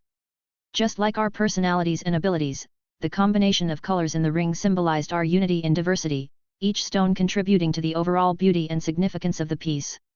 With love-filled eyes, they gazed at the rings that symbolize our deep connection, and then they turned their attention to me, their emotions overflowing as they pulled me into an embrace, tears of joy and emotion streaming down their cheeks. It seemed that my decision to wait for the right moment was appreciated. I held them tightly in my arms, sharing in their emotions as they whispered the words that held so much significance, "I love you, Tsukimi." Their words warmed my heart, and I responded with equal sincerity, "Me too, I love you both. There's no one else who holds a greater place in my heart than you two." Their chuckles mixed with the remnants of their tears, and they playfully inquired, "What about the others?" It was a question that held a light undertone of curiosity and a hint of mischief. With a soft smile, I replied, "Well, they matter, of course, but you two are my priority." Their playful giggles were music to my ears, and I settled down, sitting between them and wrapping my arms around both, a feeling of contentment washing over me. Eventually, we found ourselves drifting off to sleep right there on the ground, surrounded by the gentle embrace of nature. In the quiet of the night, as the moon cast its silvery glow upon us, Kurama approached and draped a blanket over us. Despite our inherent resilience and ability to withstand the elements, I appreciated the gesture. I could sense his presence, and his words seemed to echo in my mind, "At least take care of yourself too, Baka."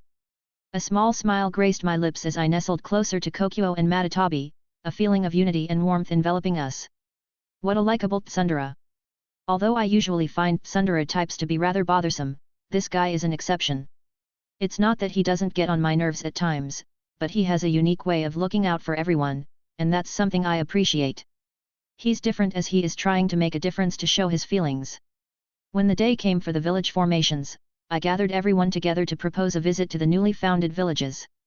However, they declined, stating that it's essentially the same thing they've seen before, and they'd prefer to visit once those villages have had a chance to develop further. Several years had passed since the establishment of Konoha, and a new village, Uchiha, had also come into existence. With a clear objective in mind, I set out on a journey to this newly formed village. My purpose was to find my Jinchuriki, the individual who had been entrusted with one of the tailed beasts. Uzumaki clan members were renowned for their unwavering devotion to their family, a loyalty that often exceeded that of other clans or even entire villages. This made them a promising place to search for my Jinchuriki. As I embarked on this mission, I chose to reveal my true appearance, standing tall in my original form.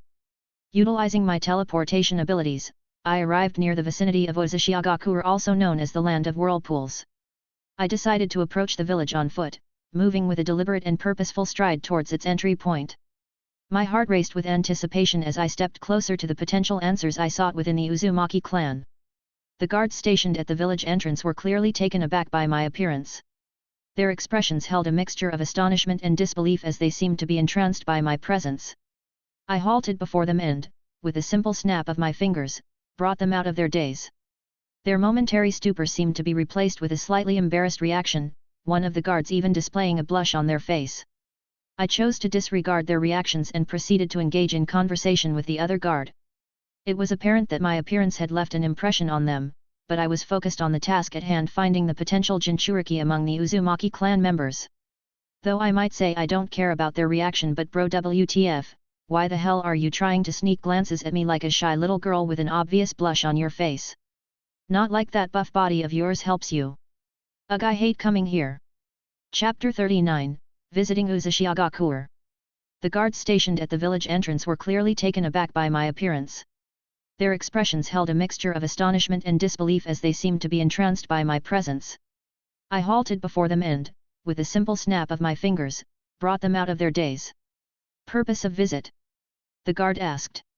Simply taking a stroll around the village for the day, I responded to his query. He acknowledged my answer with a nod, seemingly satisfied with my explanation. Then came the next question, name? He inquired. I offered the alias I had used a few years ago, not revealing my true identity. Gender? His tone grew more serious, and I couldn't help but exchange a knowing look with the others around. It was as if he was asking an obvious question, and my expression reflected my experienced response to such a query, a nonchalant "Are you serious?" vibe. The others in the vicinity seemed to catch on to the undertones of the conversation, and they too became attentive. Exhaling audibly, I couldn't help but give a somewhat exasperated sigh. Male, I replied, and I could have sworn I heard a faint note of disappointment coming from someone nearby. Disregarding the odd behavior of those guards, I ventured further into the heart of the Uzumaki territory. Their numbers were impressive, perhaps even surpassing that of the Senju clan we had visited earlier. As I stepped into their domain, I became acutely aware of the gazes that seemed to converge on me from every direction. People were staring, their attention firmly fixed on my presence. Despite the collective scrutiny, I maintained my composure and continued using my sensory abilities to scan through the multitude of Uzumaki individuals. Amidst the sea of faces, my senses detected the unique chakra signatures of the Uzumaki clan members. Additionally, my perception revealed a lingering trace of the Black Zetsu's malevolent presence. He started going after the tailed beasts, I guess. It was evident that the remnants of the Black Zetsu were still attempting to manipulate and control, seeking out potential pawns for their sinister agenda. As I walked, my path led me to a quaint ramen shop. The proprietor, a lady, seemed to be both flustered and intrigued by my presence, her cheeks tinted with a faint blush. Ordering a bowl of miso ramen, I sat in solitude, savoring the flavors while keeping a watchful eye on my surroundings. The ramen had been adorned with extra toppings, adding to the culinary experience. Even as I indulged in the meal, my senses remained attuned to the village's activities. It wasn't long before I picked up on the telltale signs of guards reporting my presence to their leader. In a spacious hall, a scene unfolded. A guard knelt before Ashina Uzumaki, the prominent figure at the helm of the clan. Beside him sat a striking woman, tall and adorned with vibrant red hair elegantly fashioned into twin buns. She engrossed herself in a book, its subject matter centered around the intricate art of fuinjutsu. Ashina, the leader of the Uzumaki clan, leaned forward slightly as he questioned the guard about the stranger's appearance and purpose. His expression was a mixture of curiosity and caution, his piercing gaze focused on the guard's words. The guard, feeling the weight of Ashina's attention, took a moment to gather his thoughts before responding. "I don't think he is a spy," the guard began, his voice tinged with a hint of uncertainty. "He claimed to be a mercenary, here to sightsee. But, well, he's quite handsome." The last word slipped out almost like a secret, and the guard's cheeks colored slightly as he realized he had spoken it aloud. Ashina's eyebrows raised ever so slightly, his interest piqued by the guard's unexpected remark.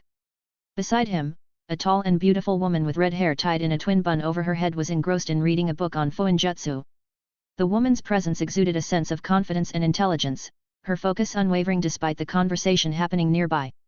Ashina, the leader of the Uzumaki clan, cast a reproachful look at the guard, his tone carrying a hint of disappointment. "You are a shinobi of Uchiha, have some discipline. If you get flustered that easily, how will you even be able to fight properly? The guard, chastised by the leader's words, lowered his head in acknowledgement without uttering a response. Ashina then turned his attention to his daughter, Mito Uzumaki, seeking her opinion. Mito, a woman of stature and intelligence, glanced up from her book on Fuinjutsu. Her red hair was tied in a twin bun over her head, and her expression was thoughtful as she considered the situation. Mito began, her voice carrying a sense of contemplation. Just send someone with Kagura's mind's eye to sense whether he is hostile or not. That should be enough to assess the situation. Ashina nodded in agreement with Mito's suggestion, recognizing the wisdom in her words. Why don't you go? You're free anyway. Ashina's voice held a hint of frustration, his gaze flickering toward his daughter. Mito responded with a serene smile, her expression displaying her inner contentment. Despite Ashina's attempt at persuasion, Mito remained firm in her decision. I am reading a book, father. I need to prepare, as I will be going to Konoha soon. Mito's voice conveyed her unwavering determination, her commitment to her studies taking precedence. Ashina let out a resigned sigh, acknowledging his daughter's stubbornness. Go tell my son to keep an eye on him while he's in the village, he instructed the guard, who promptly bowed and departed to fulfill the leader's command. As I savored the ramen, my actions were measured and refined, reflecting the table manners I had cultivated in my previous life. Despite my composed demeanor, I couldn't help but sense the intense gazes directed at me from various directions. It felt as if I were an exotic creature on display in a zoo, subject to the curiosity of onlookers. Amidst the multitude of glances, one particular gaze stood out. It carried a distinct quality, unlike the others. I could tell that this gaze was different, likely emanating from the son of the village leader. While I couldn't help but wonder about his intentions, I also pondered whether he would be able to handle this situation gracefully. It was evident that he was grappling with an internal struggle, possibly experiencing an existential crisis of sorts. His gaze held a depth of emotion that went beyond mere curiosity or interest. Leaving the ramen shop behind, I ventured through the bustling area, my attention drawn to the various food stalls lining the streets. Among the tempting offerings, I spotted dango, a traditional Japanese treat that I had a fondness for. As I indulged in its delectable taste, savoring the sensation as it melted in my mouth, I couldn't help but acknowledge the simple pleasure that certain experiences could bring. Sometimes, it's best to let certain things remain unaltered and enjoyed in their natural state. Following a day of exploration and mingling with the locals, I eventually decided it was time to head back. Before leaving, I made sure to purchase several souvenirs to bring back as tokens of my visit. These mementos would serve as reminders of the time spent in the Uzumaki clan's village. As I walked away from the clan's area, I carried with me not only the physical items I had acquired but also a sense of the memories and interactions that had taken place during my visit. Definitely need to get out of here. I can look for a host later, but the eyes on me are just getting weirder and weirder. Uzumakis are weird. Chapter 40, Konoha. Following a full day of exploration, I made the decision to head back. Along the way, I took the opportunity to purchase a variety of souvenirs that I could share with my companions upon my return. With the souvenirs in tow, I left the clan's area and embarked on a leisurely walk, immersing myself in the beauty of nature around me. Finally, when the time was right, I used my teleportation ability to transport myself away from the village and back to my own realm. In the Uzumaki meeting room, the air was tinged with frustration as Ashina's son voiced his displeasure, his voice laced with a questioning tone. Why did you send me to keep an eye on him? Couldn't you find anyone else? As the words hung in the air, Ashina's gaze fixed upon his son's face, registering the deep-seated frustration and blame in his eyes. The unexpected intensity of his reaction caught Ashina off guard, making him momentarily taken aback by the surge of emotions his request had triggered within his son. As Ashina's puzzled expression met his son's frustrated gaze, he could sense the underlying worry in his voice. Did something happen? Was he a spy? His son inquired, a hint of concern lacing his words. The abrupt change in demeanor from his usually obedient son raised Ashina's curiosity, prompting him to delve deeper into the situation that had unfolded during his son's surveillance. He was not a spy, his son began to explain, his frustration evident in his tone. He just bought some things and enjoyed our specialties. Strangely, he even avoided engaging with the locals. People were eager to approach him, but he kept his distance, using various excuses. Many are starting to question his masculinity because of him. The leader's astonishment deepened as he processed this unexpected information. Is he really that good-looking? The leader asked, trying to grasp the situation. People have started selling his posters, and you're asking if he's good looking? Some men even bought them, his son responded with a hint of mockery in his tone. Whatever, as long as he's not a threat, it's fine, the leader muttered to himself. He dismissed his son and began contemplating whether he should buy one of the posters to see what all the fuss was about. Standing at a great height in the sky, I cast my gaze downward, surveying the landscape below. Contemplative thoughts swirled in my mind as I considered the idea, would it be a good time to pay Hashirama a visit? With that notion in mind, I effortlessly disappeared from the sky's expanse, reappearing before a desk where a man, his hair flowing with length, was engrossed in his work. His expression seemed to hold a sense of weariness or perhaps frustration. Positioned slightly behind him stood a figure with striking white hair, dressed in dark attire, seemingly observing the man's efforts. As I arrived, I allowed my presence to be felt by both individuals, signaling my arrival in their midst. Still as bratty as ever, even after founding a village, I see, Hashirama. My words sliced through the air, instantly capturing the attention of both men in the room. As they sensed an unfamiliar presence, their initial reactions were a mix of shock and bewilderment, their guard raised to its highest level. However, as the recognition settled in and they realized it was me, Hashirama's posture shifted from tense to slightly more at ease. Yet, there remained a lingering astonishment in their expressions, coupled with a trace of wariness. Tobirama, equally taken aback, maintained his vigilant stance, his senses locked onto the situation. How did you enter the room? It was like you suddenly appeared, Hashirama questioned, his curiosity overtaking his initial shock and bewilderment. The perplexed tone in his voice mirrored the astonishment still present in his eyes. Tobirama's gaze, too, bore a hint of incredulity as he studied me, his analytical nature trying to make sense of my sudden presence. I offered a playful smile, knowing well that my ability to appear and disappear at will would indeed be a surprising sight to them. Oh, that I did. Hashirama smiled wryly at my playful demeanor, recognizing my characteristic mannerism. Despite the surprise of my sudden appearance, his familiarity with me allowed him to react with a mixture of amusement and resignation.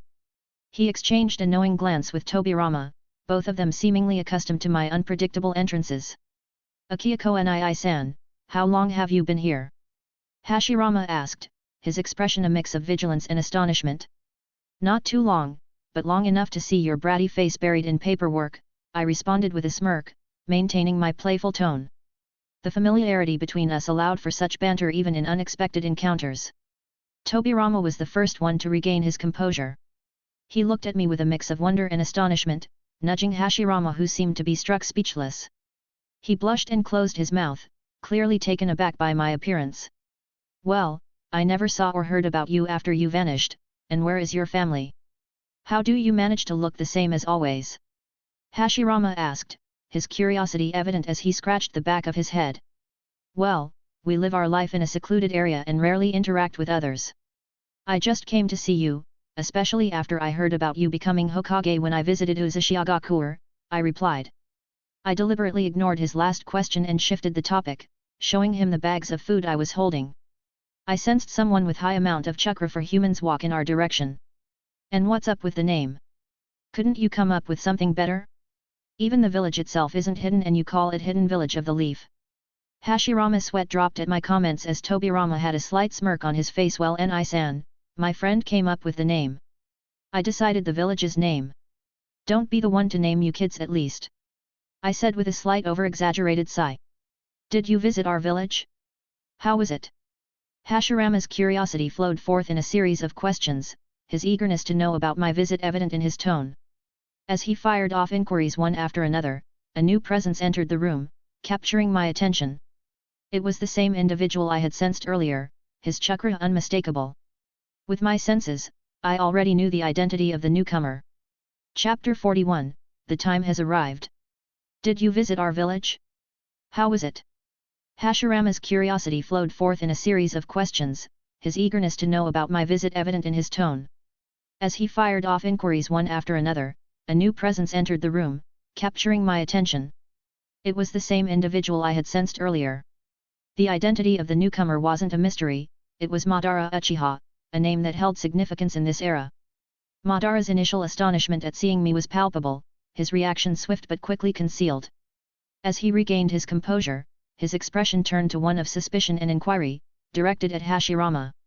The unspoken question hung in the air, silently inquiring if Hashirama had anything to do with my unexpected presence. Madara, you came. This is Akiya Konai-Aizen, the one who trained me. He visited the Senju clan during the war and was passing by, Hashirama explained to Madara, introducing me to him. Madara acknowledged Hashirama's words with a nod, his gaze shifting to me. With a tone that carried both formality, arrogance, and recognition, he introduced himself. I am Uchiha Madara. Uchiha Madara, I am Akiyako. Nice to meet you, I responded with a nod, acknowledging his introduction. As Madara approached Hashirama and handed him some documents, I sensed an air of tension in the room. It seemed like the documents carried some weighty matters. Deciding to take my leave, I addressed both Hashirama and Madara, well, you guys talk. I just came to say hi. I got to go. You guys enjoy your work. Bye-bye. With a final wave, I activated my teleportation ability and disappeared from their presence, heading back to my own realm. Sigh. Always leaving like that. Hashirama sighed at the antics of his Akiyako, Nii-san. Returning to my own realm, I found that the others had already gathered as I had instructed. Sharing the souvenirs I had brought with me, I distributed the food among them, and I also gifted 2 hairpins to the girls I had brought along. The design of the hairpins had caught my eye, and I thought they suited Kokuo and Matatabi perfectly. One was a long black pin adorned with a cross pattern, while the other was a delicate white pin featuring a small flower at the end. The black hairpin was intended for Kokuo, and the white one was meant for Matatabi. The hairpins looked lovely on their hair, and I couldn't help but smile as they put them on. It's heartwarming to hear that they appreciated the hairpins and planned to wear them for special occasions. As for my visit to Hashirama, I shared the amusing tidbit with the girls while we were in the bath. While I washed their hair, I mentioned that I had stopped by to see Hashirama during my journey back, and he was buried under heaps of paperwork. They found the information amusing and likely could imagine the scene quite well. Madara Uchiha, the leader of the Uchiha clan, was also there. He seems to have accepted their condition. He will be the one to attack the village soon with Kurama's clone. I relayed to my companions. Their expressions turned puzzled, understandably questioning why Madara would initiate an attack if he had seemingly accepted the merger. He is a man who wants peace through struggle, but Hashirama wants peace through compromise. I continued, offering an explanation for their confusion. As they absorbed my words, understanding began to dawn in their eyes. It was clear that they were comprehending the underlying dynamics at play. We entered the hot spring as they lean against me and we closed our eyes and enjoy the bath. I extended my arms behind them and pinched their boobs on each side. They moan and their eyes turn hungry as if asking for more, and I complied as I kissed them while my hands slid down and entered their pussy, which was wet already. As the night progressed, our desires overcame our self-restraint, and we surrendered to the passionate desires that had been building between us. The passing days seemed to envelop us in a sense of leisure and ease, leading us to spend a significant amount of our time within the comfort of our home. As the years slipped away, a span of 3 years quietly elapsed, marking the passage of time spent in each other's company. And on one of those days, we found ourselves engaged in a game of Monopoly, a simple yet enjoyable way to spend time together. Ah, Monopoly! Where did the game come from? You ask. I actually created it using my power to create all sorts of things. I also shared the details of my previous life with them because I didn't really have a reason to hide it. I mean, I don't intend to manipulate them, they're my family and have every right to know. Surprisingly, they accepted it quite easily, probably because the world they live in is already filled with so many bizarre things. It's remarkable how well the girls and the others accepted my past as a human, even though humans are generally disliked in their world. Over the years, as conflicts and wars raged on, their disdain for humanity seemed justified, given the atrocities humans committed, maiming, raping, and killing their own kind for the sake of a small piece of land. The harsh realities of war only solidified their opinions. It seems their weariness with humanity is deeply rooted in the cycle of violence and the impermanence of peace. They desire peace, yet they recognize that without a strong and unwavering ruler, it's likely that conflicts will arise again, returning them to a state of turmoil and unrest. The need for consistent leadership and a lasting solution weighs heavily on their minds. Today marks an important day as Madara is guiding Kurama's clone under genjutsu toward the village. Is everyone ready? I inquire, receiving nods of affirmation from my companions. Wrapping them in my tails, I initiate teleportation, whisking us away to a distant mountain. From this vantage point, we observe a monumental nine-tailed beast engaged in a fierce battle against a wooden structure, symbolizing its immense power and destructive potential. The gravity of the situation hangs in the air as we witness Madara's plan unfolding before us. Once Kurama is sealed, we will make our move, I declare with conviction, knowing that the time for action is drawing near. Shielded by my seal, our presence remains concealed from prying eyes and ears. My senses pick up the presence of black Zetsu lurking nearby, hidden beneath the earth's surface, observing the unfolding events from a distance. The tension in the air is palpable as we await the decisive moment. Chapter 42, Madara vs Hashirama. Once Kurama is sealed, we will make our move, I declare with conviction, knowing that the time for action is drawing near. Shielded by my seal, our presence remains concealed from prying eyes and ears. My senses pick up the presence of black Zetsu lurking nearby, hidden beneath the earth's surface, observing the unfolding events from a distance. The tension in the air is palpable as we await the decisive moment. It's my clone, not me. Otherwise, I would have won, Kurama's tsundere remark prompts a deadpan look from me. Others share similar expressions, and even Shikaku finds amusement in the situation, laughing at Kurama's comment. The tension of the moment is briefly eased by the light-hearted exchange. The battlefield was steeped in tension as Madara stood face to face with Hashirama. His expression held a mix of determination and resolve, a reflection of his readiness to engage in a clash with his once friend now adversary. This confrontation marked the pursuit of Madara's own dream of achieving peace, setting him on a path that led him to challenge Hashirama's ideals. The atmosphere was charged with the weight of their shared history and the immense power they both possessed. In a display of his formidable chakra, Madara ignited his energy and commanded the Nine Tails to launch an attack against Hashirama. The chakra of the Nine Tails radiated with fury as it surged forward, hurtling towards Hashirama with an unstoppable force. On Hashirama's face, a complex blend of emotions played out, determination edged alongside a tinge of sadness. Within his expression, the weight of regret mingled with an unwavering resolve to safeguard his village and the peace he so ardently sought. Madara. Hashirama. In response to the imminent threat posed by the rampaging Nine Tails and Madara's determination, Hashirama's chakra surged forth. His own energy resonated with a sense of urgency and purpose, recognizing the gravity of the situation. Fully aware that a battle between Madara, the Nine Tails, and himself could alter the trajectory of their lives and their newfound village, Hashirama braced himself to confront the impending clash. Amidst a thunderous roar, the Nine Tails lunged forward with unbridled ferocity, its massive form hurtling towards Hashirama with deadly intent. In response, Hashirama's eyes flashed with determination. His innate wood-release abilities surged forth, weaving a symphony of natural energy into existence. Towering trees erupted from the earth, intertwining to form a colossal barrier that intercepted the Nine Tails' relentless advance. The impact of the immense beast colliding with the wall of wood sent shockwaves of chakra rippling outward, causing the very ground to shudder under the strain of the collision. The tension in the air was palpable as the battle between two formidable powers unfolded before them. With his Sharingan ablaze, Madara's eyes radiated a crimson glow as he surged forward with blinding speed, cutting through the chaos that surrounded him. Amidst the turmoil, his Susanoo materialized, a manifestation of his indomitable will and the culmination of years of experience and trials. The power of his Susanoo propelled him forward with astonishing velocity. As the distance between them rapidly diminished, Madara's presence loomed over Hashirama. The clash of their intentions was mirrored in the clash of their powers.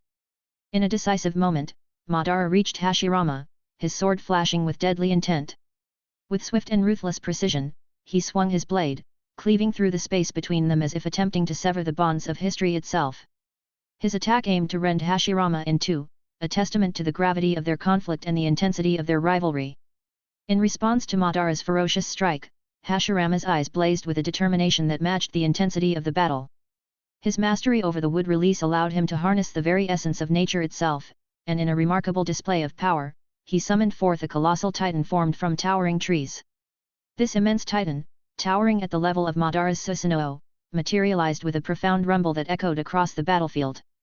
With resolute precision, Hashirama's creation intercepted Madara's devastating attack, causing the blade's trajectory to be diverted. The impact unleashed a titanic shockwave that rippled through the terrain, a testament to the clash of two unparalleled forces of nature. In this fleeting moment, their powers collided, setting the stage for an epic-defining confrontation that would echo through history. The clash of wood and steel, of titans and Susanoo, reverberated with the weight of their ideals and ambitions, encapsulating the essence of their rivalry and the destiny of their world. As the battle raged on, the two legendary shinobi continued their fierce exchange of blows and techniques. Madara's gunbei, a symbol of his power and resolve, became an extension of his will as it sliced through the air with deadly precision. With each revolution, it conjured a tempest that threatened to engulf everything in its path. However, Hashirama was not one to back down. Drawing upon his mastery of wood release, he summoned a massive wall of intertwining trees that rose before him like an impenetrable fortress.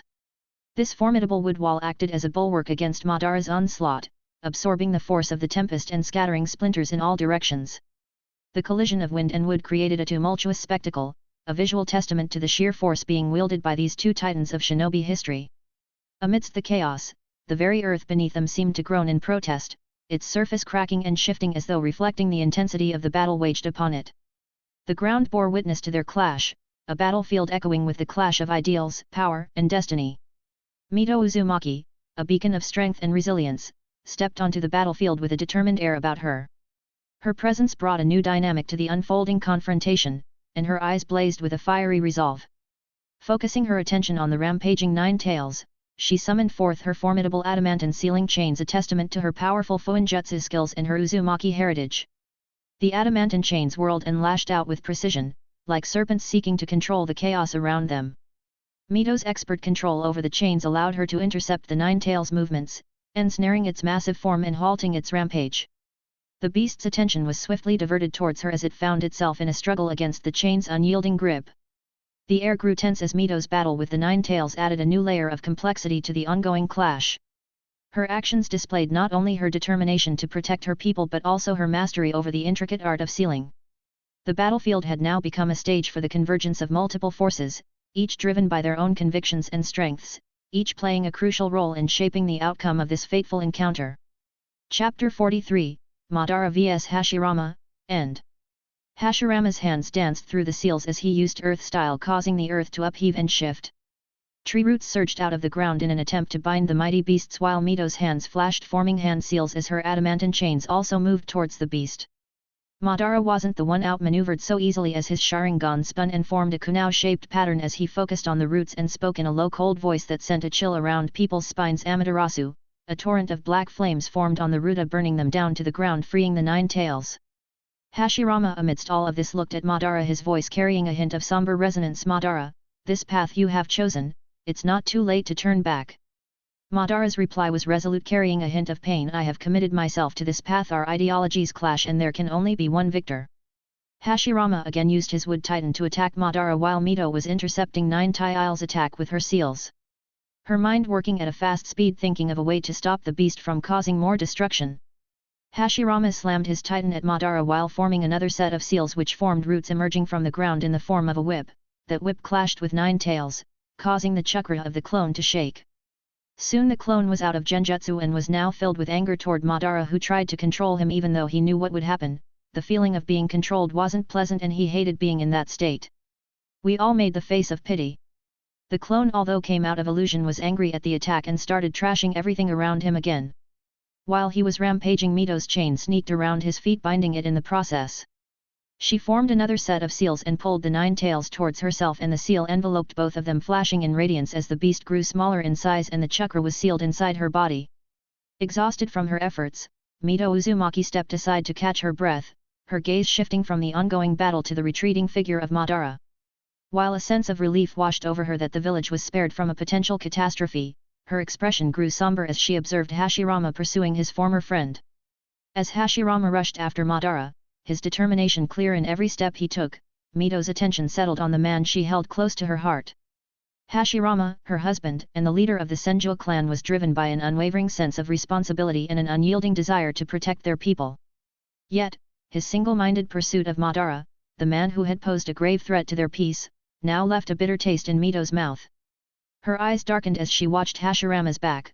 Her inner turmoil was evident in the clench of her fists at her sides. It was a complex mixture of emotions that swirled within her: pride in her husband's strength and determination, concern for his well-being, but also a simmering frustration at being overlooked. For Mito, who had sacrificed so much and bore the weight of a tailed beast sealed within her, it was a stark reminder of the unspoken struggles she faced. Tobirama's arrival at the scene did not go unnoticed by Mito. His perceptive gaze caught the nuances of her expression, and he couldn't help but feel a twinge of sympathy for his brother's obliviousness. He had long understood the complexities of Mito's role and her sacrifices, and he knew the depth of her feelings. As Hashirama's figure faded into the distance, Mito's gaze shifted to Tobirama for a fleeting moment, a silent exchange of understanding passing between them. Despite the challenges and unspoken emotions that colored this moment, the bond between the Senju siblings remained unbreakable, a testament to the strength that bound their family together in the face of adversity. Hashirama might be as pitiful as Naruto in this department. I sighed and appeared behind Mito without anyone's knowing and entered her mindscape. I was in front of a cage and Kurama was there waiting for me to act, entering the cage without any problem as I passed through the seals without alerting anyone. It was a low-level seal for the current me. Soon I performed a seal as my tails touched 10 different sides. The seal started spreading everywhere and soon transformed the sealed area into a huge mansion.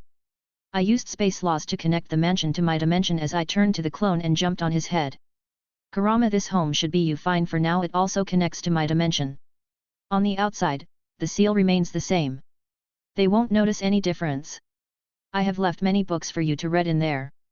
In the future, we will also come here from time to time. I spoke as I rubbed his head with care. He nodded at my words, still showing an annoyed face at my current position. I laughed and soon teleported away from the area. Now that's done, let's enter our dimension. I connected the screen there to her mindscape, we can watch her whenever we want. Their eyes brightened at my words. They love watching movies from my memories through the screen. Let's watch the pirate movie, the one with the sparrow guy, exclaimed Jayaki. Everyone nodded at his words. We entered the dimension and started watching the movie. General POV. In a valley of mountains, two figures stand on opposite sides facing each other. Madara, why does it have to be this way? Come back with me, we can still be able to look over your act. Madara just snorted at his words. Hashirama, we don't see the same world. You live in disillusion of peace while I see the reality of this world. There is war, pain, and sadness everywhere which won't go away unless we concur with the whole world. I want such a peace. Hashirama sighed as Madara turned around to leave. Hashirama was about to follow him, but soon Tobirama came in front of him and stopped him. Stop, brother, I told you not to trust the Uchiha but you didn't listen, now this is on you. We should eliminate their clan while Madara is. He stopped speaking as he felt his brother's killing intent. Let's go back. He didn't speak any further as they both went back with Flying Thunder God Jutsu. Chapter 44, Hashirama's Sufferings. Let's go back. Hashirama's words were succinct as he and Tobirama left the battlefield behind, employing the Flying Thunder God Jutsu for their swift return to their village. Observing Tsukimi's mastery of the technique had a profound impact on Tobirama. Eager to match his brother's skill, he began his training in the technique sooner than initially planned. The determination to excel and contribute to the safety of their village drove him to work diligently on mastering this formidable jutsu. Hashirama appeared inside the village and saw the state of the village. Soon, he deflated as he thought of how much paperwork he has to go through due to Madara's rampage. While he was cursing, he felt an immersive amount of killing intent lock onto him, causing him to jump and enter a fighting mode. On guard, he looked at his brother, who gazed back at him with eyes full of pity and condolences. This caused Hashirama to shake as if lightning had struck his mind. He turned around mechanically, only to see a figure of a beautiful woman looking back at him with emotionless eyes. Her usually bun-tied hair danced menacingly in the air as the aura around her manifested in the shape of a traditional demon. This resulted in Hashirama letting out a yelp as he shrieked, "Oh!" realizing what he had done. He hastily covered his mouth with both of his hands, turned to his brother with a plea in his eyes, a plea for his life. Tobirama saw his brother looking at him and also felt a glare on his back, while the aura around them also grew stronger after the unfortunate words left Hashirama's mouth. To escape impending doom, he ignored his brother's plea and swiftly flashed away with Flying Thunder God, leaving behind a tense and ominous atmosphere. Hashirama, his expression a mix of betrayal and dread, thought that all his efforts to dote on his brother had gone to waste. However, his reverie was abruptly shattered by a menacing voice, which sent a shiver down his spine. "Oh, hey," the voice taunted. "First, you leave me there alone on the battlefield while you chased after that bastard of yours, and you had the gall to call me ONI. Hashirama, I am fine with being a widow today. Madara couldn't do it, so let me do it. It's not like I'll miss that finger dick of yours." The voice, filled with venomous anger, left Hashirama both horrified and chastened as he faced the consequences of his thoughtless words. As the woman advanced, her voice devoid of emotion and her menacing aura growing stronger, Hashirama realized the gravity of the situation. In a desperate attempt to salvage his predicament, he cast aside all his pride and knelt before her. Mercy! Hashirama implored, his expression contorted into a pitiable, puppy-like look. It was a far cry from the confident demeanor he usually exuded, but he had no choice. Even the mention of his size, a blow to his pride, couldn't deter him from begging for his life. With Hashirama's plea falling on deaf ears, Mito's adamantine chains swiftly ensnared him. He could only gulp audibly as he was carried away by her, a sense of dread settling in. Mito took him to the Senju clan's home in silence, her actions speaking louder than any words she could have uttered. The following day, a shocking rumor began to circulate through the village. A voice, eerily similar to that of their first Hokage, had been heard howling like a dog in agony throughout the night. As the days passed, Tobirama took on the role of Hokage in his brother's absence, filling the leadership void left by Hashirama's mysterious and humiliating ordeal. The village continued to buzz with whispered speculations, and the incident became a topic of hushed conversations among the villagers, leaving them both baffled and curious. Chapter 45, Disgust. Hashirama sat in the Hokage office the next day, his expression a mixture of emotions, embarrassment, pain, and a hint of resignation. His body was almost entirely covered in bandages, a testament to the events of the previous day. The thought of seeking out a medical ninja for his injuries was out of the question. After all, how could he possibly explain the nature of his injuries to them? The very idea left him feeling utterly mortified. In fact, Hashirama felt that he couldn't face anyone in the village at the moment. The embarrassment and humiliation of the previous day's events still hung heavily in the air. With a heavy sigh, he couldn't help but recall the passionate and intense exercise with Mito, an experience that had left him both physically and emotionally battered. The fierce face of Mito when she rode him as he was tied to the bed. The mixture of pain and pleasure that he felt. The memory brought a complex mixture of feelings to the surface, leaving Hashirama in a state of confusion as he contemplated the events that had unfolded. Hashirama's thoughts were a swirling mix of emotions, and he couldn't help but acknowledge the strange complexity of his feelings. The pain that he had endured during their passionate sessions was undeniable, but there was an inexplicable part of him that found it strangely satisfying to remember.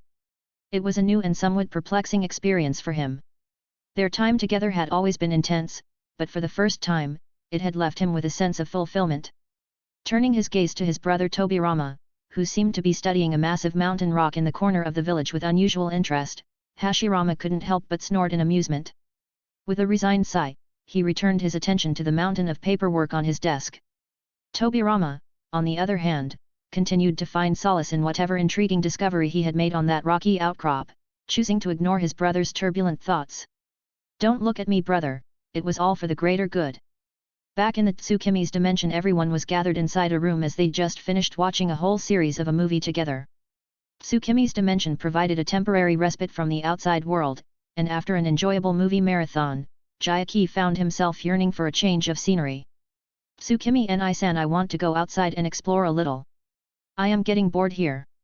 Jayaki spoke, approaching the golden fox who was observing several of his clones practicing different applications of space and time. Sure, go ahead, but make sure to keep yourself hidden and safe." Tsukimi turned towards him and smiled a little. Nodding his head, Jayaki left in a hurry as a portal opened in front of him. "Is it fine to let him go like that? What if he gets in trouble?" Kurama asked with slight concern as he approached Tsukimi. "Don't worry, he has grown strong too. Besides, I don't want to cage anyone, they have their own lives and places they want to be in. I can't shelter them forever." Tsukimi sighed, looking into the distance as his golden fur fluttered with the passing wind. But you'll have to handle me for a lifetime because I won't be going anywhere," Kurama spoke with a grin, only to be smacked by Tsukimi's tail. "I will take care of everyone forever, but if they want to leave, I won't stop them either," Tsukimi smiled in response to Kurama's words. "Tch, not like I want to stay here forever anyway," his words caused Tsukimi to roll his eyes as he smacked his head once more. In the dimension that Tsukimi had created, the atmosphere was peaceful and serene, a stark contrast to the tumultuous world they had once inhabited. Here, they found solace and companionship, away from the conflicts and battles that had defined their past.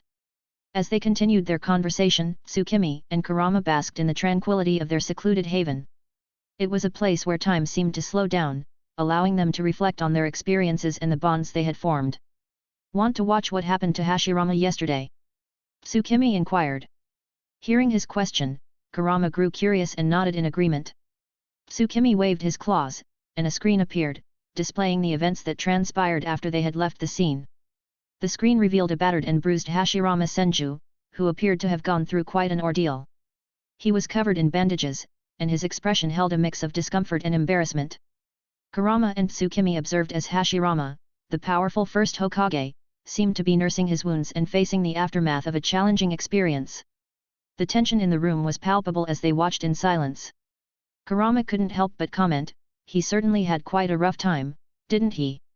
Tsukimi nodded in agreement, his eyes fixed on the display.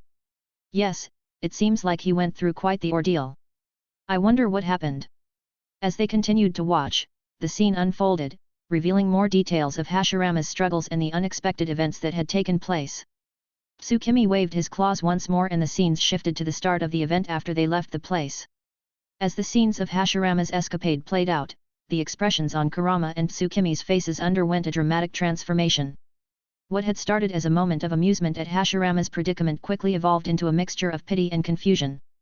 Hashirama's behavior, particularly his demeanor in bed, left them both in a state of bewilderment. Mito's reaction, a combination of disappointment and sadism, further deepened their sense of confusion. It was as if the roles within their relationship had been flipped, challenging their preconceived notions. The powerful first Hokage, who had commanded respect and admiration from many, appeared to be a different person entirely in these intimate moments. Kurama exchanged a glance with Tsukimi, their thoughts aligning as they struggled to reconcile the image of Hashirama they had known with the vulnerable figure displayed before them. It was a moment that left them questioning the dynamics of Hashirama and Mito's relationship and pondering the complexities that lay beneath the surface.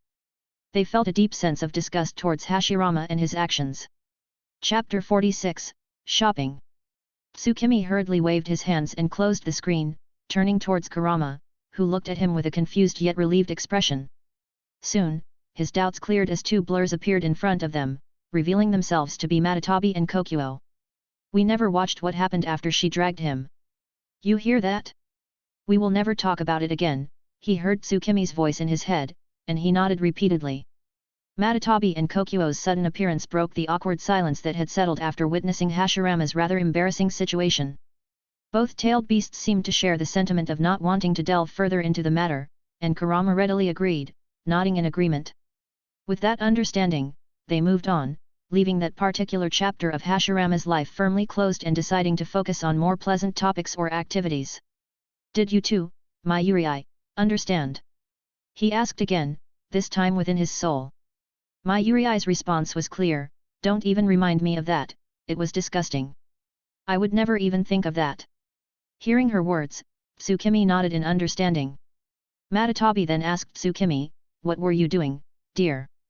Her expression was one of intrigue, while Koko remained expressionless, though curiosity flickered in her eyes.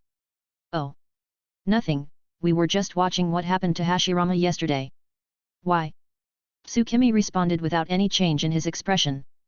Madara explained, "We felt your strong disgust through our connection, so we came to check." Tsukimi nodded and added, "Yet, he was acting in a way that disgusted me." He chose not to elaborate further on the matter. He did not want to tarnish their eyes with that abomination. Shrugging at his reply, Madara approached him to snuggle up. Koko seemed to have some suspicion but decided to ignore them as she also approached him. Jayaki went to the human world to explore. "Do you guys want to go too? I can take you with me." Koko exchanged a glance with Madara, and after a moment of silent communication between the two, Madara nodded in agreement. They thought that they might find something useful while roaming in human territory. "Yet, we want to go there, but we will go alone."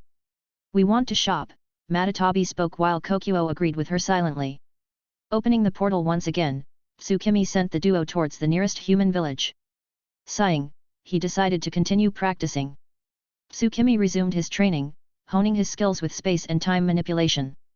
Each movement of his claws and tail was deliberate, each gesture a precise manipulation of the world around him. In this secluded dimension, he could explore the depths of his powers without fear of causing harm or drawing unwanted attention. As he delved deeper into his practice, he couldn't help but reflect on the events of the past. The memories of his interactions with the tailed beasts, their quirks and personalities, all flooded his mind. He had grown fond of them, even if they could be a handful at times. Yet, Tsukimi was also aware of the responsibilities that came with his abilities. He may not care about the safety of humans, but he knew that his siblings would be prime target of Otsutsuki too. He knew that there would always be challenges and threats that required his attention. In the human world, Jayaki, Matatabi, and Kokuo embarked on their own adventure. The bustling village they arrived in was a stark contrast to the tranquility of Tsukimi's dimension. Humans went about their daily lives, oblivious to the presence of two powerful tailed beasts among them. Matatabi and Kokuo, in their human-like forms, continued to explore the bustling village. Their striking beauty turned heads wherever they went, drawing the attention of both men and women. However, the tailed beasts paid little mind to the curious gazes directed their way. As they entered clothing stores, the vibrant array of dresses and garments caught their eyes. Matatabi, with her fiery mane and feline grace, was drawn to dresses with intricate designs and bold colors.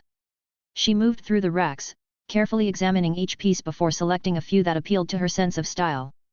Kokuo, on the other hand, had a more fluid and aquatic appearance, and she gravitated toward flowing and ethereal dresses that resembled underwater motifs.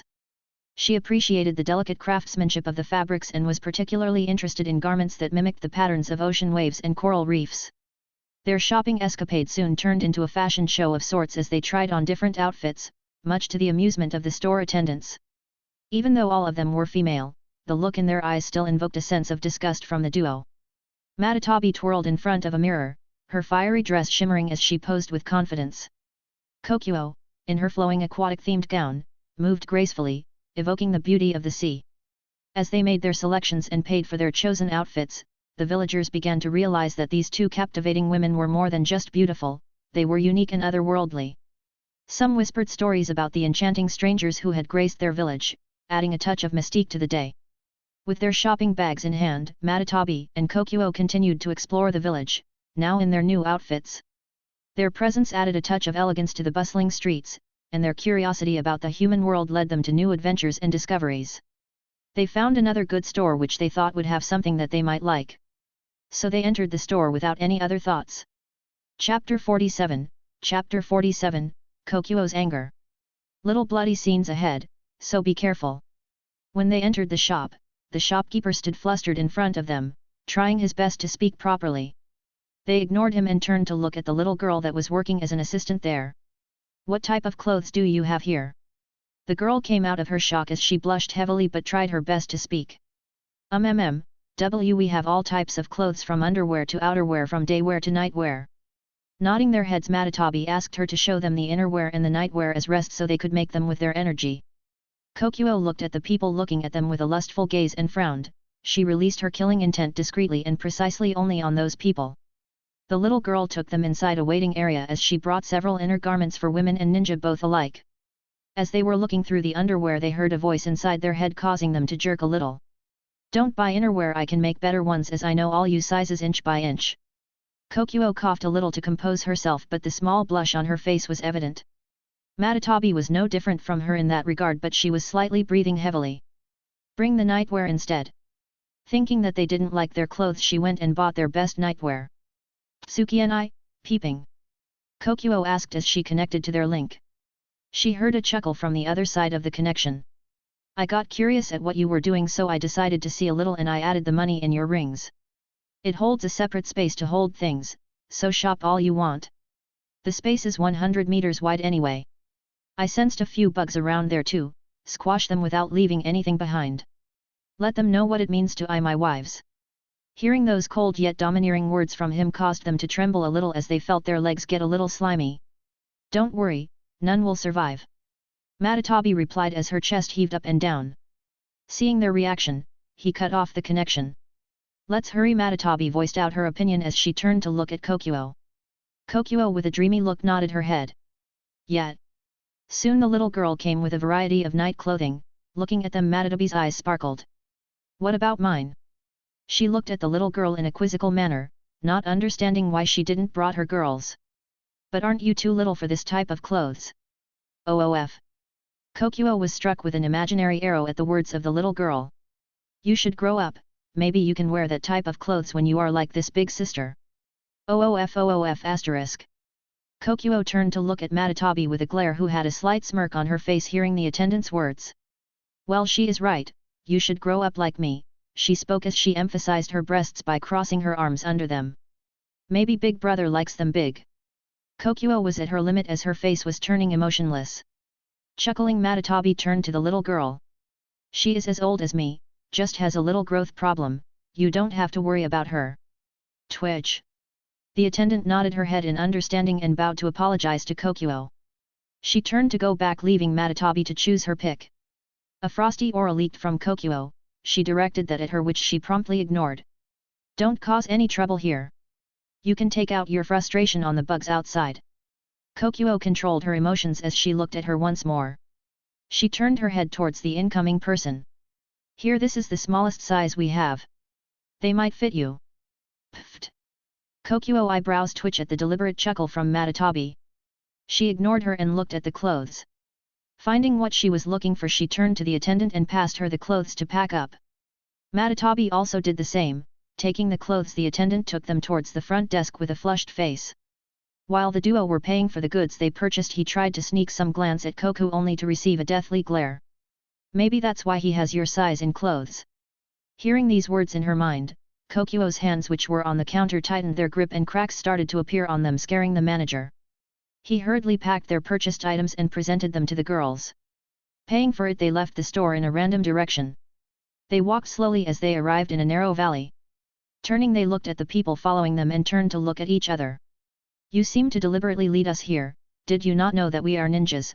Now come with us obediently and we won't do you any harm. The person in the middle with an ugly face spoke as his voice laced with confidence and arrogance. Licking his lips, he scanned their bodies up and down, causing the duo to look at them in coldness. Kokuo sent her bags in the rings, making the rings as she started walking slowly towards them, and vanished. She appeared in front of the two people that were behind the guy who spoke. They were too engrossed in looking at them and forgot to speak. The little tent on their lower pants was the indication of their current thoughts. Kokuo, flying in the air, used her hands to pierce their stomachs as blood started to leak from their bodies. Because of the water element covering her hand, she did not touch the man, nor did the man's blood touch her. Ignoring their screams and the trembling remaining man, Kokuo stepped on his chest with her feet covered in chakra. The reason for that was simple. She did not want to touch them. She formed a shoe-like cover with her chakra and stomped her feet on the man's chest. She did that again and again with an emotionless look on her face. Even after the man died, she continued and stomped. Turning to look at the other person lying, she repeated the actions. The last remaining man who was speaking arrogantly before was now on his back while he had soiled his pants in fear of seeing his teammates die brutally. Yo, do you have any idea who I am? Do you dare to kill me? The man pointed his fingers at Kokuo, but he noticed there was no finger on his hands. Ah! Kokuo looked him back in the eyes and replied, a bug who dared to die under my feet. Before the words to make it to the man's ears, she stomped his skull with her feet, making it burst like a watermelon, and an eerie silence descended in the valley along with a strong scent of blood. Chapter 48, Space Laws. In the middle of an empty field stood a tall man, whose mere presence was enough to shake the entire area. Long serene golden hair danced in front of his face, making his already handsome look even more ethereal. Tsukimi had his eyes closed as he seemed focused on something. The aura around him started to turn a little unstable. After a few hours, the nature of his aura stayed the same and even turned more erratic. Space around him started to tremble and cracks started to form that spread in a meter radius around him. As soon as the cracks appeared, they vanished without a trace. Suddenly Tsukimi snapped his eyes open and his aura flared. He raised his arm and slashed in the empty air. Following the traces of his hands, a tear opened in front of him. The inside of the tear had an illusionary empty appearance. The space tear was not an ordinary tear. Unlike the ones he used to forcefully open using his eyes ability, he was doing it without any support. This tear was extremely stable. This tear represented the understanding of Tsukimi in space laws. He came in touch with space laws when he was trying to solve the mysteries of his dimension. Looking at the tear, Tsukimi smiled in satisfaction and waved his hands to close it up. After familiarizing himself with this technique by using it a few more times, Tsukimi opened another tear using his eyes and appeared in a gloomy and dark place. Everywhere he looked, he could see a scene representing a sewer. Tsukimi floated a few inches from the ground, avoiding touching it. He was inside Uzumaki Mito's mind palace. The place where Kurama was sealed, seeing the treatment he would have gotten if he had not interfered, stirred his chakra. Clenching his fist, Tsukimi calmed down and looked at the little fox observing him from a distance. Well, if you even call that a 100 meters tall fox that. The fox had a look of happiness hidden behind the indifference and arrogance that covered it. Tsukimi smiled at him and turned back to look at the surroundings. He floated towards the edge of the space and touched it. He closed his eyes. After a few seconds went by, he opened his eyes and sighed. He wanted to understand what soul was using this place as a training ground, but it seemed he needed more practice or he would make the woman brain dead. She would become a living dead if something happened to her soul. As if feeling something, Mito appeared in her mind space and looked at the area with confused expression. Her eyes landed on the chained figure of the fox and they narrowed before returning to normal, seeing the hatred and bloodlust in its eyes. Behave yourself, you damn fox. No matter what you try, you cannot escape the ultimate seal of the Uzumakis, she exclaimed before going back. Hearing her boastful words, Tsukimi rolled his eyes. What ultimate seal? More like a trash seal. He moved towards Kurama and sat on his head. Kurama, soon your host will be changing. At max 50 years. From then on you can do whatever you want. You can choose to help your host or seal the powers, making them unable to access. Kurama got puzzled hearing this and asked. Why? Don't you want me to help them? Tsukimi chuckled and replied. Never, why would I want you to do charity? I just want you to do whatever your heart desires. You can even dispel the clone for all I care. It's just that there won't be any fun events in recent years. Tsukimi laid his back on the soft fur, before continuing. By the time you change your host, a major event will happen. I will be there to watch over, but I won't interfere unless it harms my family. Hearing the solemn tone of his big brother, Kurama nodded in seriousness. Well then, I will take my leave. By the time you will see me again, it would be time for me to choose a suitable host. Kurama frowned and asked. Why? Why? What? Tsukimi asked back, fully aware of what he wanted to ask. Why do you have to go to such lengths when you are so strong already? You can stay at home and get stronger. Why go and choose those low-level humans to live inside? Tsukimi hummed in response without answering anything. He got up from his head and turned to look in his eyes before responding. Kurama anticipated a serious response and waited patiently. Just felt like it. Hearing the response, Kurama's face turned comical, which in turn caused Tsukimi to laugh. I am just teasing you. I want to research the soul, and humans are the best way to do that. There is another reason. With what is about to happen, I want to be as close as I can be to it, so that I can stop if anything goes sideways in time. Tsukimi smiled and walked away before his figure disappeared from the area.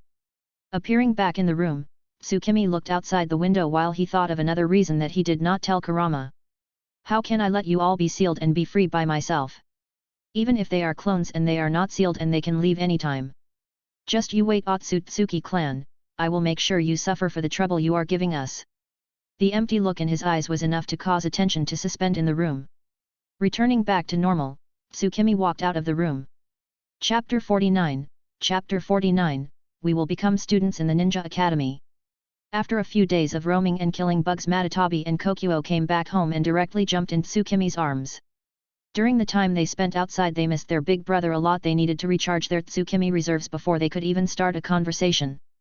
So they did the only thing that was meant to do in this situation, and they both dragged Tsukimi to his room and did many things inside for a few months. If Tsukimi did not stop them, they might have kept going at it for a year. As for what happened in the room stays in the room.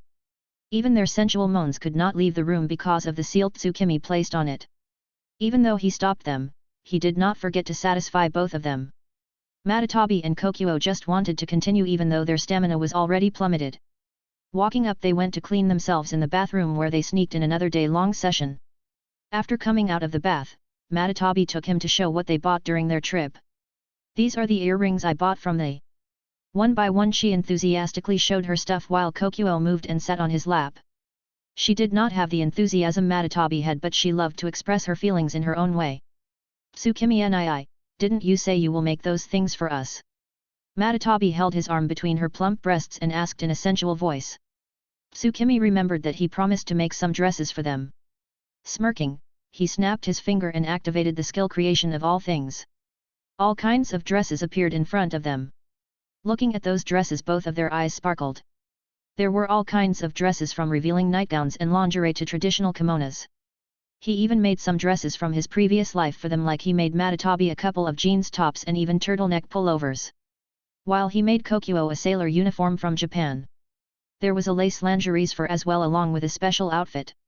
What is this? Kokuo picked up a blue elastic one-piece dress that had her name on it with a confused expression. Tsukimi smirked and replied with a proud expression. That is a swimsuit, you can go inside water wearing it. Kokuo ignored the proud tone in his voice and started removing her clothes, stripping naked in front of them. She started wearing the swimsuit in front of him and aligned her B-cup breasts in their positions. Tsukimi walked towards her and used his finger to cover her lower lips with the swimsuit, which slipped to the side in that area. His finger grazed the soft skin, which caused her to tremble a little. A little drop of water escaped the confines of the tight lips. He looked at the puffed camel toe in satisfaction while commenting, now this is something I would want to keep for myself. Kokuo's face gained a little pink hue and she replied with a meek tone while grabbing his face in her hands. All of me is just for you. Mo. Stop flirting between each other and ignoring me. Madatabi jumped in between us and glared at Kokuo. This bitch is very sneaky. She is quite the opposite from her calm personality. Madatabi was annoyed at her sister for always trying to sneak in some flirting. Before she could complain further, she found herself being dragged. In surprise, she yelped cutely. What a cute little cat! Tsukimi's voice came as a whisper in her ear, which sent shiver down her spine and her insides tingled. Before she could feel it further, Tsukimi hit the nail again by biting her cheeks with his mouth. And Madatabi spasmed in his arms and lost her balance. Tsukimi caught her. He saw her tail wrapping around his waist as she curled her toes. After a few seconds, Madatabi got her bearings back and looked at Tsukimi with a little glare, but lust was also hidden in her eyes. I am sorry, you were just too tempting. Tsukimi apologized while using his chakra to clean her body. Madatabi pouted cutely before leaning in his arms. I don't complain, just don't be so sudden, at least warn me first. Her weak voice reached Tsukimi's ears and he chuckled in response. Kokuo watched their interaction with blank eyes and Madatabi saw through her jealousy and smirked at her. Her smirking irked the little girl even more, but she ignored it. Tsukimi, what are you planning to do now? Madatabi asked as she stored her clothes in her wedding ring. Did she mention how much she loved the ring? Whenever she is alone she would just stare at it and giggle at it. Whenever any tailed beast passed by her room and heard her laughter they would run in fear. No one knew what she was doing there but did not want to know about it. Kokuo also looked at him waiting for his response. Although they were fine with their current situation, their nature made them look for adventure. Tsukimi smiled, fully knowing the nature of a tailed beast, and announced. Start preparing, we will be leaving for Konoha in a few years. While the rest of them can roam in the entire ninja world if they want. His words caused the duo's eyes to lit up in excitement. They will finally get a date with him after so long. What will we do there? Kokuo asked in a plain voice, but Tsukimi could hear a hint of excitement in it. Hearing Tsukimi's reply they both got stunned and speechless. They never thought he would give this reply. We will become students in the Ninja Academy. Chapter 50, Reason behind his actions. We will become the Ninja Academy in Konoha. Silence dropped in the place as both of them looked at him with a weird look in their eyes. Tsukimi's sweat dropped under their piercing eyes. What are you not telling us? Madatabi asked in suspicion.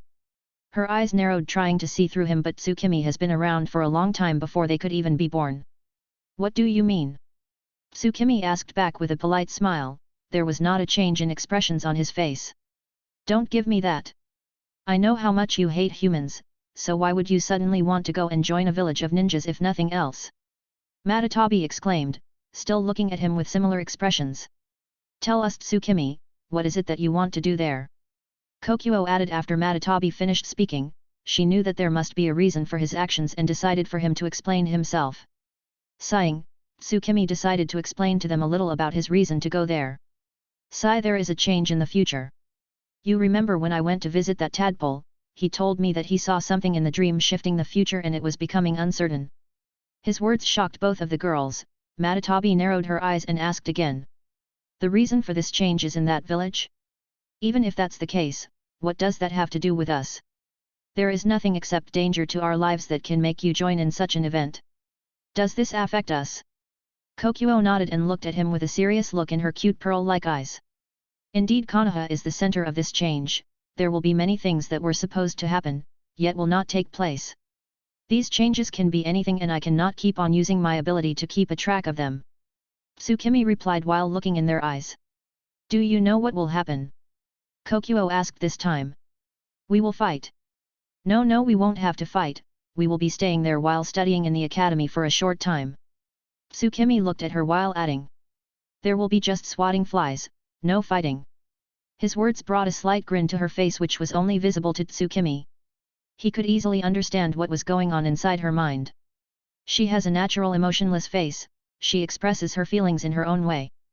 Tsukimi was the only one who could understand what she was feeling even when everyone else was clueless about it. Why do you want to join the academy? We can also live as civilians. So what's the reason behind that?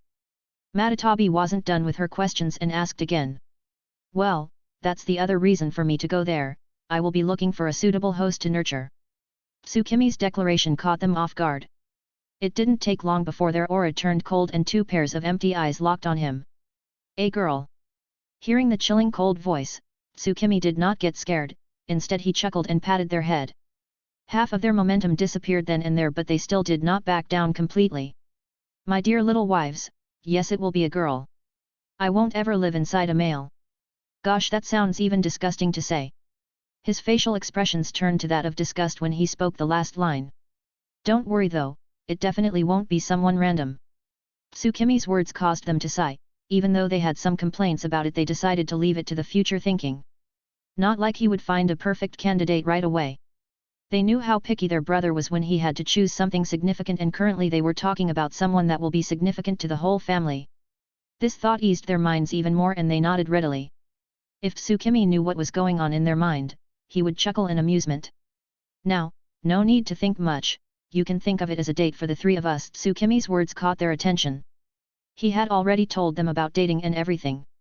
Their eyes shined, they looked at each other and sparks flew towards each other as they started a different fight.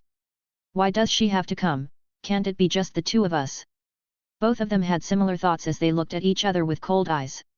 Waving his hands Tsukimi dispersed their auras making them turn towards him. We will be living there for a long time, so we can take turns to go on a date. Not even a second before his other words could even land in their mind, they stopped listening. Their mind was focused on something entirely different. Just the two of us hee. Prepare during this time, we won't know what exactly we will encounter so be ready for everything. Tsukimi rolled his eyes seeing the lost look in their eyes, it seemed that they had already drifted in their own world hearing his world. He just walked out of the room leaving them to their fantasies. What kind of change is it that can affect the ninja world to this extent? Tsukimi thought about using his skill but sighed because he couldn't see that far in the future. It was evident that an anomaly would appear that could change the future. Thanks for listening.